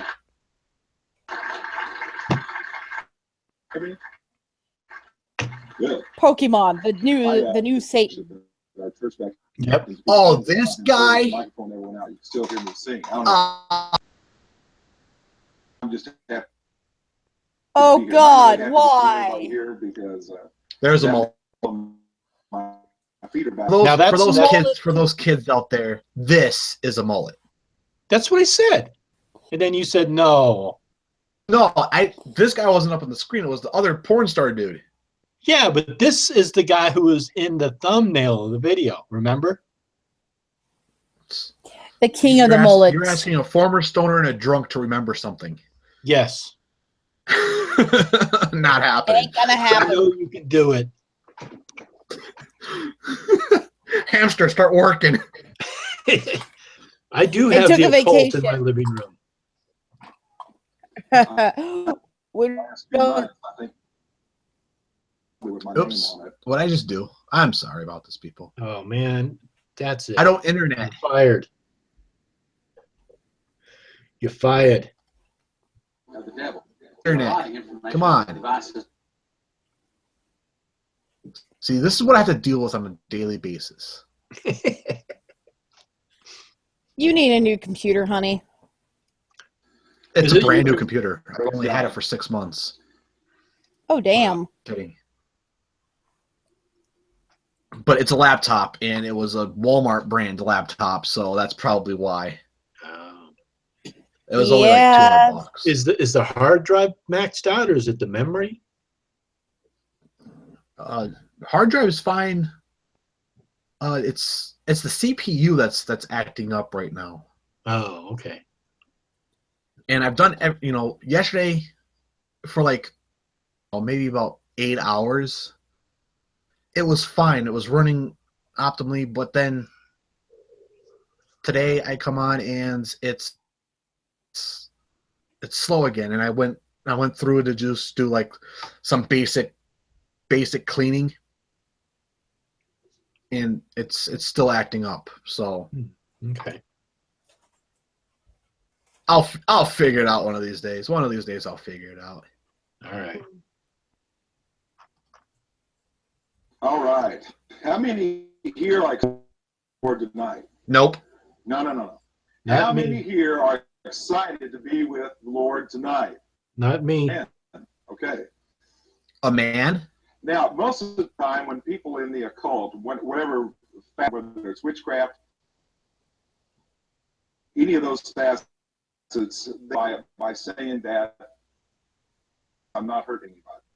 It is okay In other words, because I I'm not read hurting people's anybody. palms, and that's not hurting anybody. Tarot cards. But that's not. It's not.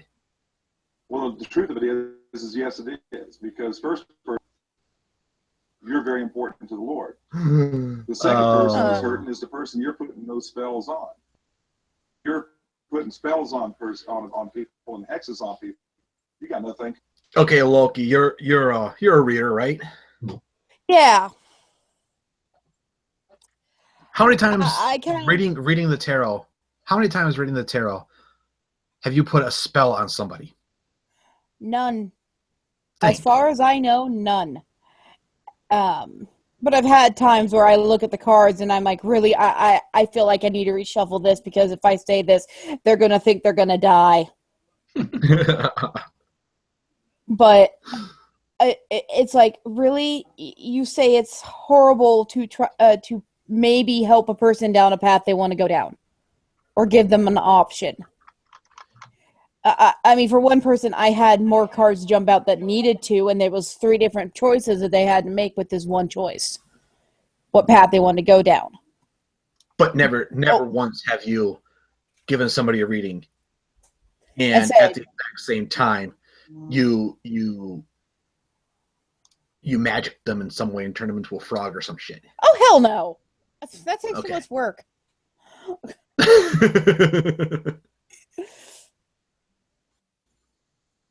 I was invoking a spirit once and sneezed and turned somebody into a frog in accident.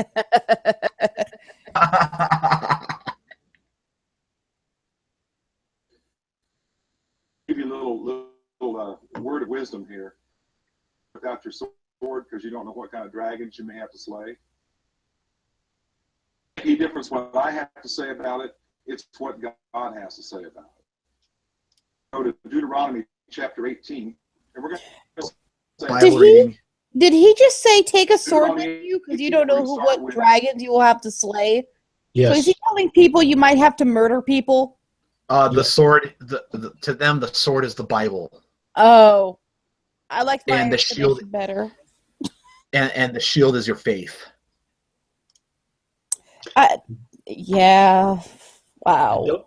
And don't forget about your battle axe of whatever it was. And glorious armor of the Lord.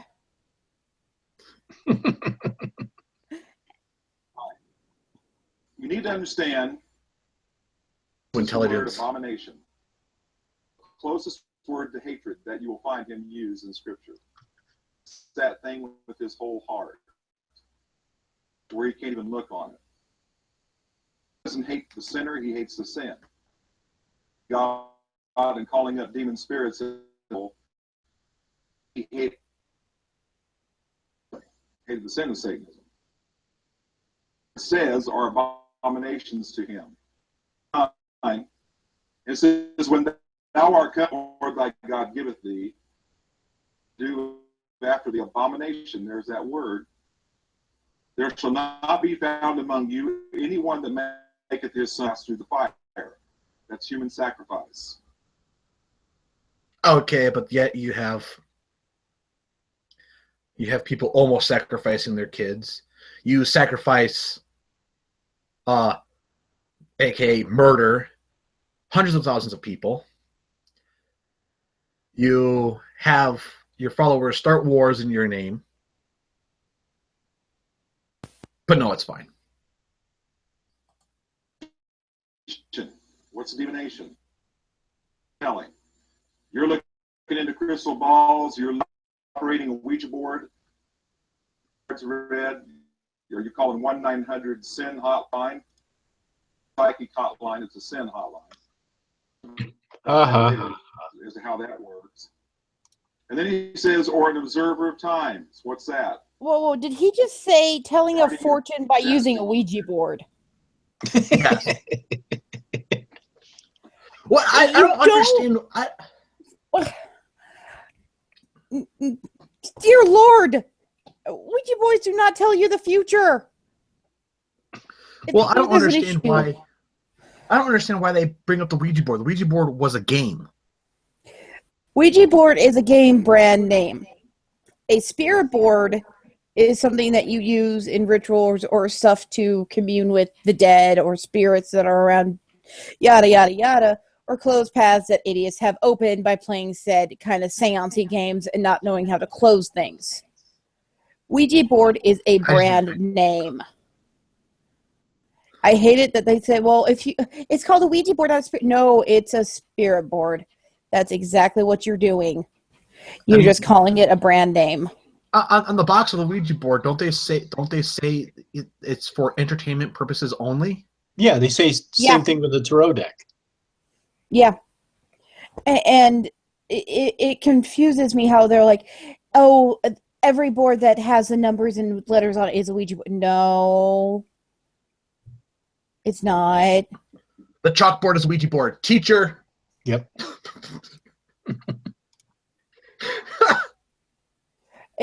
Yeah, I mean, I have my board, and I have worked with it, and I have seen my mom's move. I've watched the planchette move by itself, but I don't call them Ouija boards. My mom does actually have a official, really, really old-ass Ouija board from Hasbro. I have a spirit board that I got at a New Age shop, and half my videos, you can see it in my background. But at the same time, I've never once heard or seen of anyone telling the future from the board, unless it's something saying something and somebody going to hyper-hysterics thinking it's going to come true, so they push it out into the universe, and it does.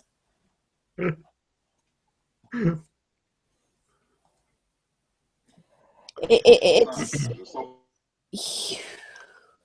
But spirit board to say, when you think of the word chant,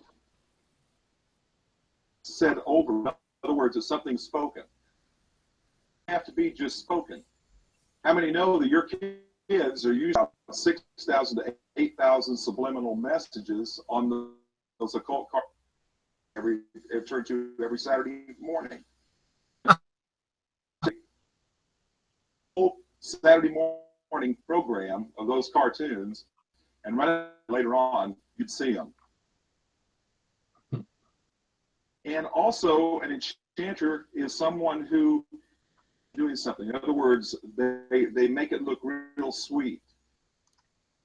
You know, you just kind of lull you into it and you into it by just saying, come on over here and taste this. Right Try now. to taste it. You get hungrier and hungrier to the point where you've eaten so much, now you're in it. And then he goes on to say, or a witch. Primarily and exclusively practitioner of the old craft. Is that again, a witch, traditionally a female practitioner of the old craft. Even allowed into a witchcraft coven to even watch their activities. I'm sitting with two right now. Or a charmer. Right? What?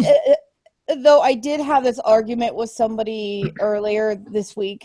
Someone's like, "Well, what's a male witch called?" I'm like, "A witch," and so I was like, "No, they're called warlocks or wizards." I'm like, "Wizards are something from a fantasy book. Warlocks is a meaning from something else that means oath breaker. Most male witches do not like to be called wizards or warlocks."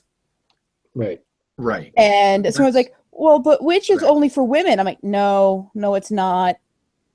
No, it's just traditionally how witches have been depicted. There's the medieval portrayal of witches, which still carries on today. You know, the traditional old hag with warts on a broomstick with a black cat flying through the air with a pointy hat, you know, and all that stuff.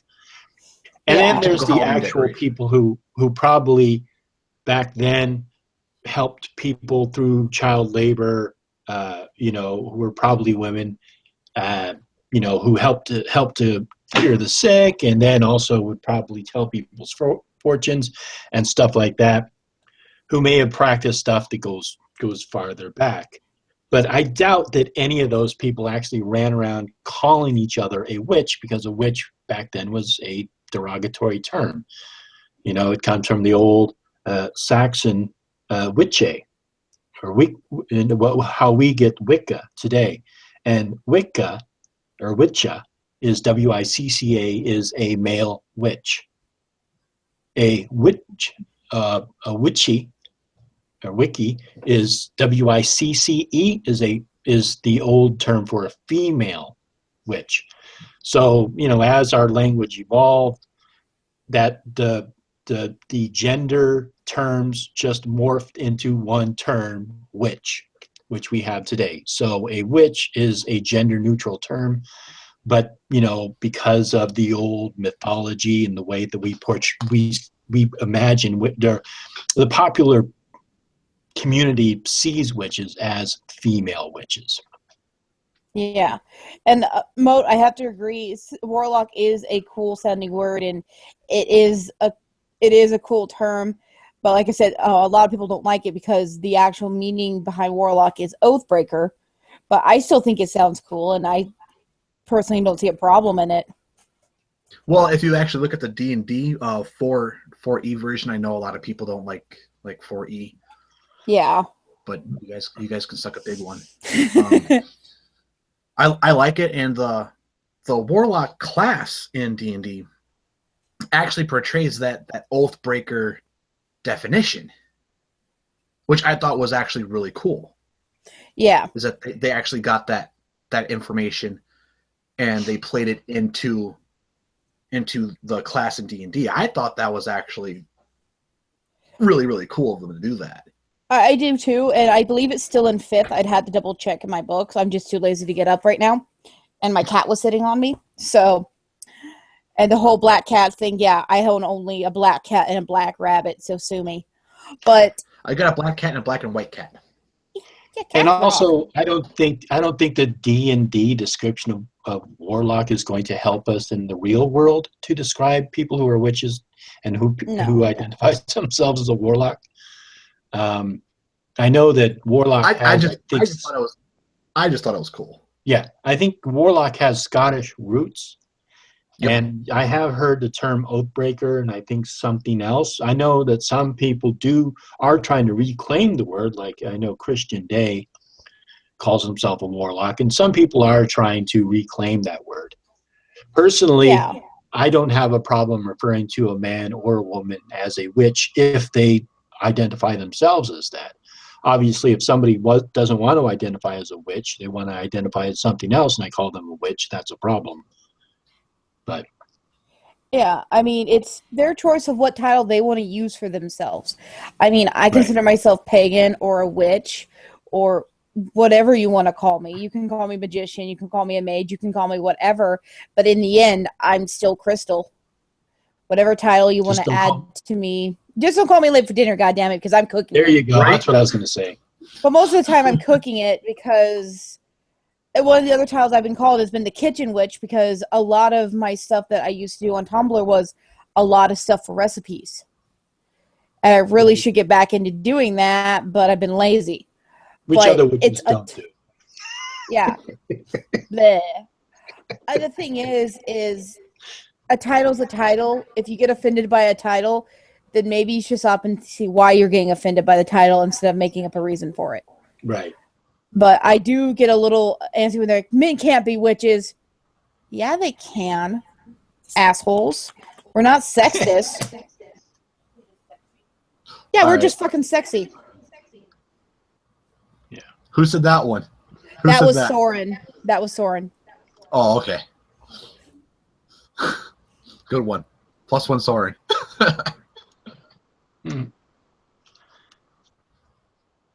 It's a charm. All right, let's see what this mullet has to say. Now, a lot of you ladies are sitting next to one. So he goes on to say a charmer. Now, charmer can be something into it, and just it's almost like candy. We all know how Satan just kind of throws things out there like candy, and it just tastes good, it tastes sweet. You keep coming for more until the point where you can't turn around and walk away from it. Charm can also be or a piece of jewelry. Some of these ladies may have even been wearing it. Rid of it. What the hell is he talking about? Then he goes on to say, Something about charming people and jewelry's bad. Yeah, but he started out talking about candy, and then he started talking about charms. It's like, what the hell is he talking about? Because he was talking about candy, then he talking about the devil, and then he was talking about charms. Is he trying to say that candy is a charm? No wonder why I can't put it down. Damn. That's why I'm fat. Yeah, really. Has You're not zero fat, to you're do with pleasantly anything plump. else. Okay, right. I'm not allowed to say fat. I'm curvaceous. There you go. Voluptuous. Thank you. But so now owning a ring. Wow, I have a lot of satanic things in my house thanks to bath bombs. I'm actually wearing a new one too. Spirit. What is a familiar spirit?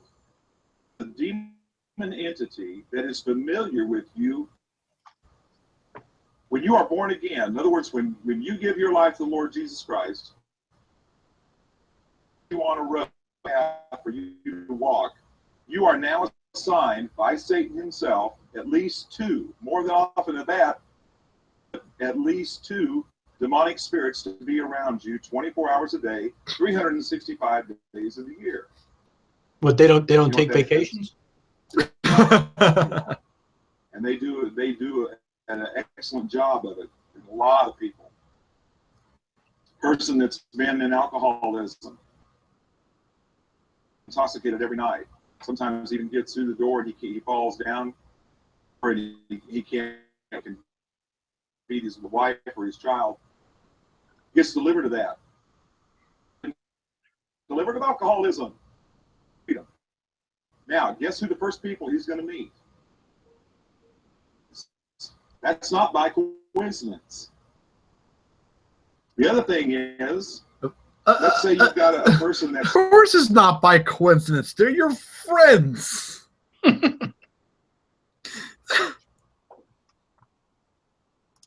All you need to do is be like, no, bro. I get into too much trouble when I'm drunk. You know, you guys go ahead. You guys have a good time. You guys live it up. I gotta take a break for a while. You know, I've got so much work and kids are pissing all over the place. My wife is beating me every other day. I just nah. It's I'll be the can't do driver. it. How about I drive you guys? I'm cheaper There than you a go. cat. Give me that special little bracelet so I can get free soda all night long. Hell There we go. yeah. Drugs, and they've been shooting stuff in their veins for years, and back to the point they're almost collapsing. And he says, I've been delivered of. Walks out the door, and guess who the people he's going to run into? With maybe even the drug dealers. So put those people in your path. Continually throws you off the road that God put you on. Now you know. Have you ever not heard of life choices and how they can positively or negatively affect you later on? Yeah, and it's also comes down to personal responsibility.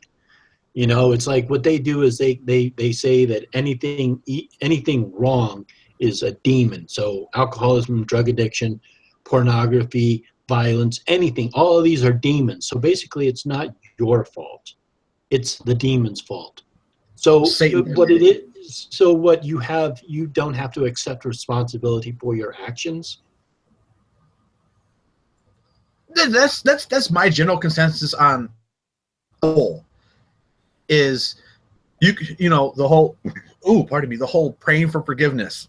Okay, I do something wrong. I fucked up. I know I fucked up. I'm just gonna pray to God and Jesus, the ones I didn't offend, or I didn't hurt, or wasn't directly affected by my actions, and ask them for forgiveness instead of going to the person, you know, or the situation and, you know, apologizing to the person or rethinking the situation and not doing it again. It's like saying, like, oh, God said it's okay if I apologize to him for beating my wife. Right. I'm just listening to this. I'm like, it's they're pushing. If the Almighty says it's okay and that you're forgiven, you don't have to worry about others' opinions. Oh, well, there's Is rules in the basically Bible what on it's how to saying. beat your wife. Exactly. If she talks back to you or is open-minded, wow, I'd be dead. Soren started beating Shit. that ass. We're not going into that. I'm glad my camera's off right now. And you go, Lord, I just don't understand. I'm having all these battles to be, you know, I'm supposed to be a child of yours and battling this and that. Spirits have been assigned to you. Look into the scripture where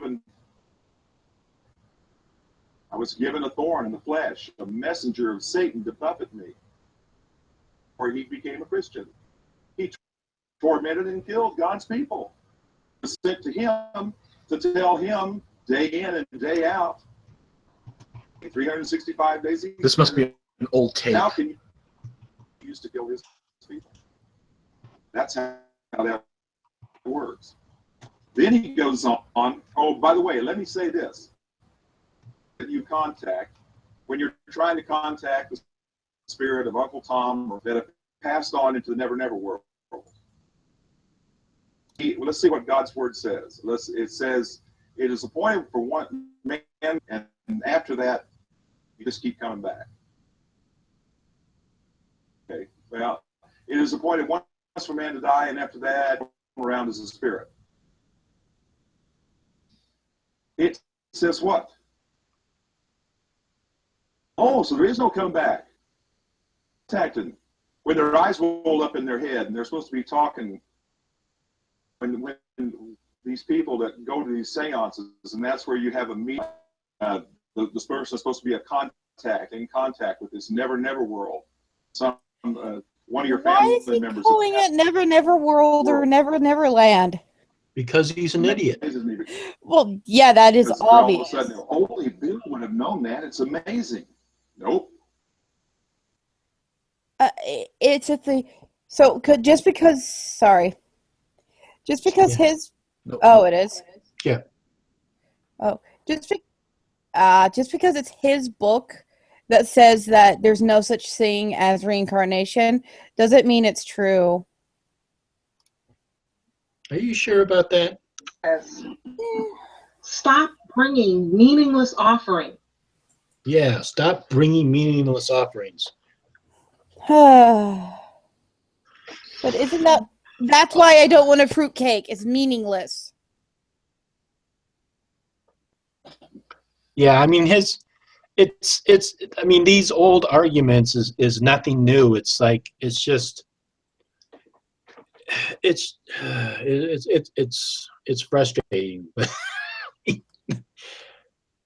they just say that At least. because they don't understand it, it's evil. I mean, that's what it comes down to.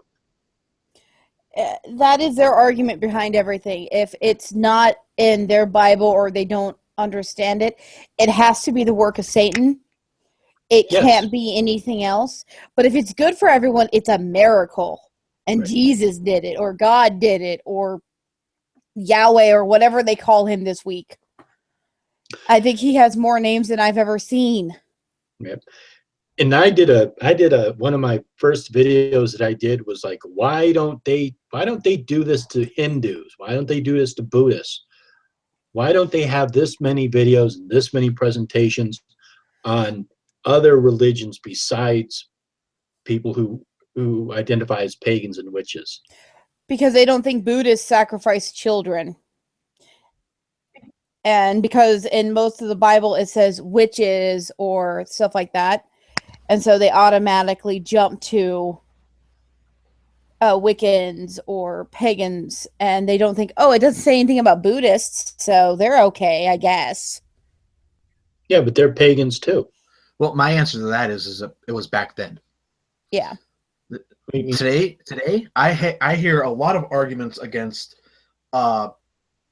Buddhism and Hinduism and religions, philosophies, I should say, like that. Mm-hmm.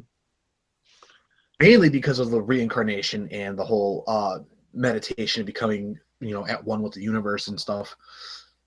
The Christians just don't like that. Why become at one with what God created? And why become at one with what God created instead of becoming at one with God? Right. And instead, they just want to find something to place blame on as well, is what I've noticed. Yeah. If something bad happens, it's someone else's fault, not theirs. Right. I mean, it's the old story of the scapegoat, You would just curse the goat, and send it off. That was their sacrifice. Oh, we lost Mad. Uh-oh. What is this? Oh, it's your birthday cake. Oh, dear Happy God, what birthday, the hell? Loki. Deathclaw.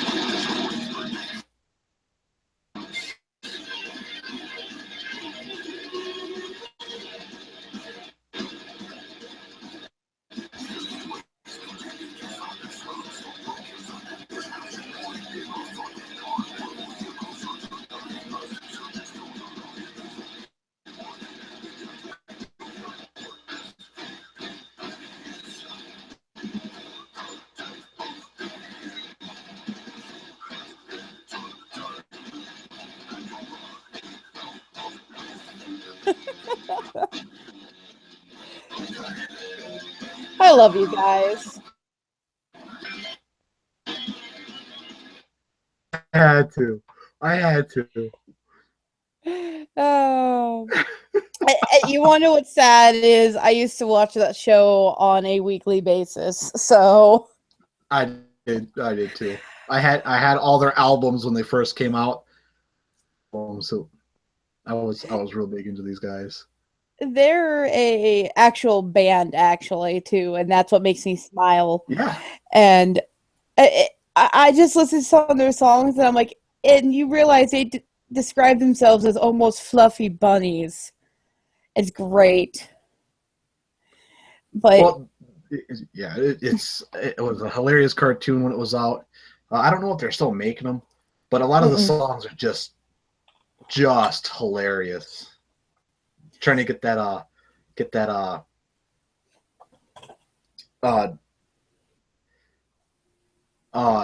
metalhead thing out there, how people portray metalheads all the time.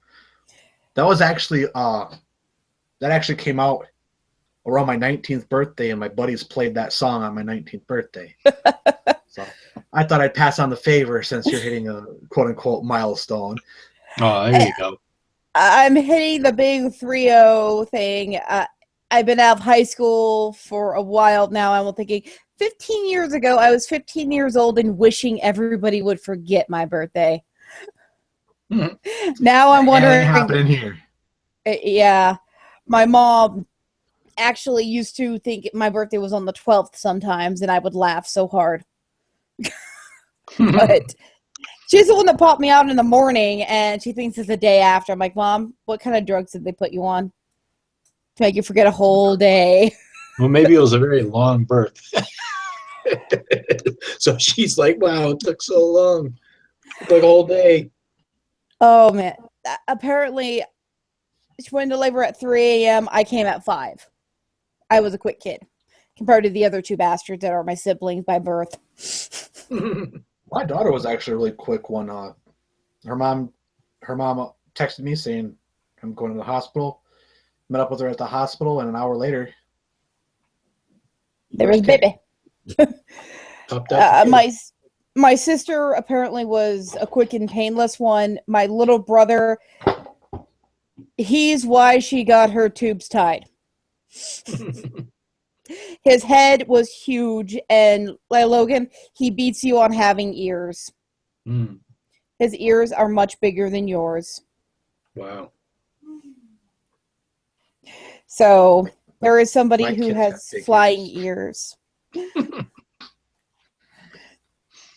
Oh, man. But that's why I kind of don't want kids, because I'm like, nope.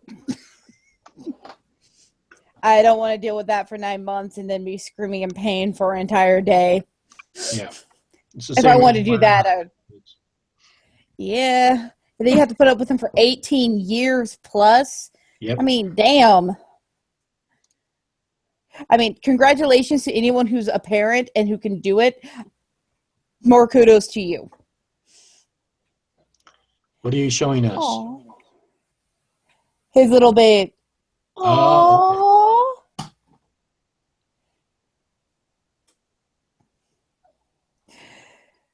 I'm trying to get an angle. I'm sorry. that's all right. Looks like Batman. Oh, there you go. Batgirl. Oh, that's cute. That's Now, how old is she? that was Halloween. She's a year and a half now. Yeah, year and a half now. And you have 2 kids, right? Yep. And how old's the My older other one. That was my firstborn, the year and a half. Okay. And then my other daughter, she is now 4 months. They're so quiet. We never hear them. That's because they're with their mom. Oh, yeah, but still, I mean, they're not like running around the house tearing shit up. Well, I guess they're too young for that. Oh, That's the because 1-year-old of is the close enough. Or with their mom. Yeah. I'm not with Oh, their mom. They out live of the with their house. mom.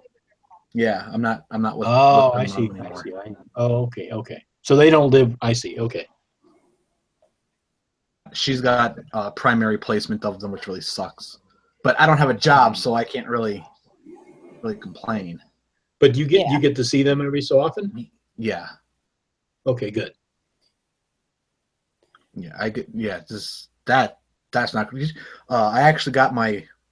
I actually get my firstborn over during the weekends, and I got her a little frozen bed. Mm-hmm. When I still had a job, her paycheck on her Aw. just to make her more comfortable here. An entire almost $700. Kids aren't cheap. No. Yeah, of course they're expensive. I have plenty of friends with kids, and I am glad they have good jobs. Yeah. That's why I'm in college, is so I can get a better job. So I want my kids to have what I didn't have. You know what I'm saying? A stronger opportunity. Yeah. Like, I didn't have that strong opportunity for college. I didn't have that strong opportunity to excel. And it was, there was my both my mom and dad were working, and between the two of them, we had a comfortable life. I don't want to say that, we always had like PlayStation. We didn't have none of that. We had one Game Boy to split between 3 kids. Mm-hmm. So I will say, as a kid, I was spoiled a little bit then. But I would say that when I was growing up, it was for Christmas is when we'd get like the big stations and everything. Birthdays, we primarily got quick, easy things. I got an Easy Bake Oven, and that thing lasted me I don't know how long because it was awesome when I was little. But I mean, I know coming from a family that doesn't have a lot. My stepdad worked for the Air Force, and half his check was, well, more than half his check was going to his ex for child support. And my mom was working 40 plus hours, and it was barely covering the rent. Yep. And even with that, they refused to let me work unless it was babysitting in high school. And then my senior year, they flat out refused to let me work because they wanted me to enjoy my senior year, worry about school, and worry about friends. And that was the only thing they wanted me to do. But where I sit now, if I had kids, I would feel horrible because I wouldn't be able to give them anything that would be meaningful, because I would be probably working 24/7 just so they could have a roof over the head and everything in the fridge. Yeah. Yeah, they're expensive.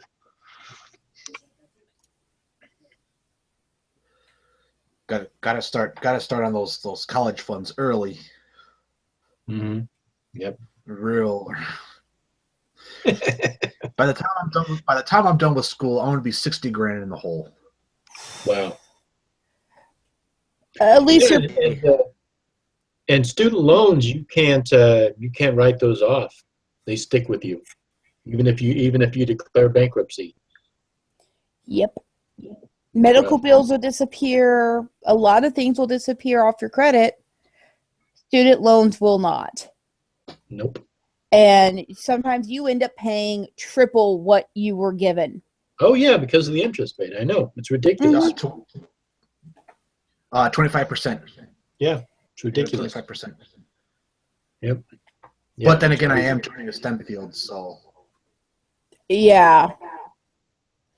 Which my work just pulled in a lot of money because they just got the STEM building made. So now we have the big STEM program going on. And that's the only reason we have a lot of new enrollees. It's because everybody's looking into jobs in those core areas. Well, STEM fields are actually in very high demand nowadays because technology is advancing so fast, especially in the IT. That's my department. I'm IT. Yeah. It's technology is advancing so fast. They want more and more people to do that. Granted, I am starting a little late, but for the rest of the time that, actual work, I want to be a little more comfortable, after school. My neighbors are doing something and they just banged on the wall again. There's a bunch of guys that live in that apartment, and one of them has their kid this weekend, so I don't know. And the kid's like, they're trying to be very quiet fucking then. So I will admit, my neighbor's kid is adorable, and she helped me decorate our door for Christmas and Yule, and she was having so much fun putting sticky snowflakes on our door. I absolutely hate festive decorations. I do to be an asshole to my neighbors who get mad and say that they're tacky. And I go, I'll show you freaking tacky. It's not that it's tacky. It's that you put it up for a month or two, and then you take it down, and then, next year you got to do it all over again. Why? No. If I want to have decorations, they are permanent. Damn it. They are permanent decorations up year round, and the only time they come down is if I'm like washing off the walls or something, because I am a smoker. So. Well, my mom for an entire 2 years did not want to take the Christmas tree down because it was one of the fake ones. So we just bought different decorations for it for the different holidays. So we had a drunken Irish Christmas tree. Nice. We had a Valentine's Day tree. We had birthday trees. 4th of July tree was my favorite. That's actually kind of cool, though. Yeah, and it was like for the birthday, your gifts were under the tree. Mine being in December, unfortunately, we couldn't do that for me or my younger brother because, well, we're both born in December, and he was born on the 27th, so he was inconvenient baby. And so she couldn't do that with my birthday, and we were barely taking down decorations by his birthday. But we did it for my sister's and her birthday to make my mom feel special, and also because it was fun. But to do it for different holidays is actually one of the most ingenious things my mom ever came up with for us. And it also meant she didn't have to take the tree down, and we didn't have to figure out what the hell we were going to put in that area when it was gone. Just kind of leave it up all the time. Oh, hell yeah. Easier. Like those, there's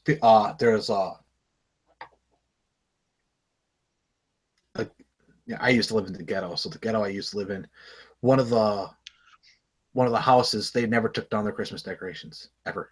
Yeah. They put them up one year. This is when I was a kid. They put them up one year, and they just said, screw it, I'm too lazy, I'm not taking them down. Sun went down, moon came up, lights went on. So, and I was like, okay. I knew a lot of people who didn't take down their Christmas decorations.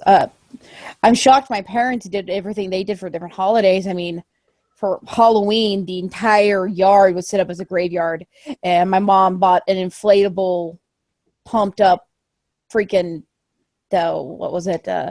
Grim Reaper. And we had kids that were afraid to come into our yard because they got that bored and decorated it. But my mom is all for decorating everything, and it's like, you do that, Mom. You do that.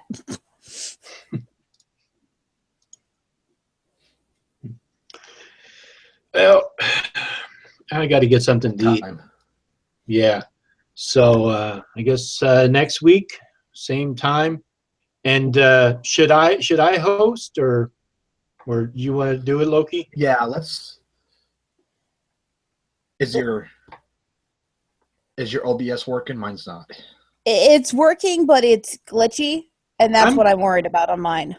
I don't know how you guys feel, but I'm kind of giving up on OBS. I think Google Plus works fine because we can just present.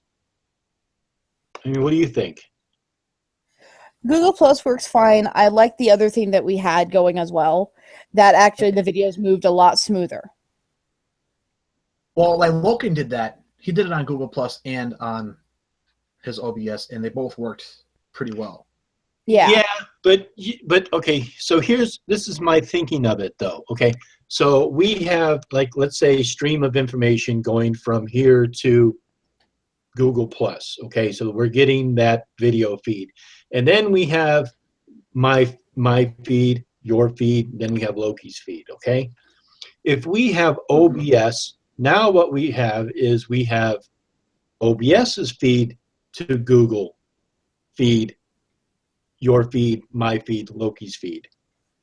And then if we we're just do, going to strictly do it Google Plus. Yeah. I'm thinking what it is we have so many streams going, so much information back and forth. Why not just whittle it down to the least amount of streams? That's my thoughts. Yeah, I kind of agree with that one too. All right, let's do it that way from now on then. Yeah. Okay. Tweak. But I mean, I do like that software too. We could try it, but you know, I mean, yeah, maybe we can try it sometime. I think that those little tests we did was pretty good. Because one test I did was just on Google Plus, and what I did was I just presented, and then we just saw that Rabbit software. Yeah. You try that too. Yeah, that's what I like. You're just gonna have to turn up your volume up on that because for some reason Google Plus doesn't like to play sound, which is weird. absolutely retarded. Oh, you mean when I present the videos? Yeah. Well, when any of us present the videos, like when I was just presenting because my TV is loudest, and then I'm listening to you guys off my computer, and then since Google Plus doesn't pick up the sound from the screen, just the screen itself, just the picture, I have to keep my microphone on, so that way everybody else can hear it. Okay. Yeah. All right. Well, I'll have to fix that then. Yeah, all you need to do is turn up the volume on your computer or whatever device you're using to play back the sound from the video. Okay. Okay. I'll do that. We will be continuing with the Satanic Items in Your House series, and I'll go ahead and find those after we all hang up and everything. I'll go find those, put them in the watch later list, so that way it's easier. I think we should do that from now on. Is put them in the watch later lists. Yeah, that's a good idea. Yeah. Channel. It makes it so much easier than going back to Twitter and then or wherever. It's agreed. I think that's better today doing that. Yeah. So I'll go put those in the watch later list, and I'll put to be on the safe side 3, and if we don't get through all 3 of them, we can just continue it. Okay. You know, Okay. so I'll put it in 3. Sounds good. All right. Sounds good Well, to me. again, happy birthday to Loki. Yes, happy birthday, Loki. And Thank you. you all have a nice night, and blessed be. Yes. Thanks, Chad. Blessed be everyone.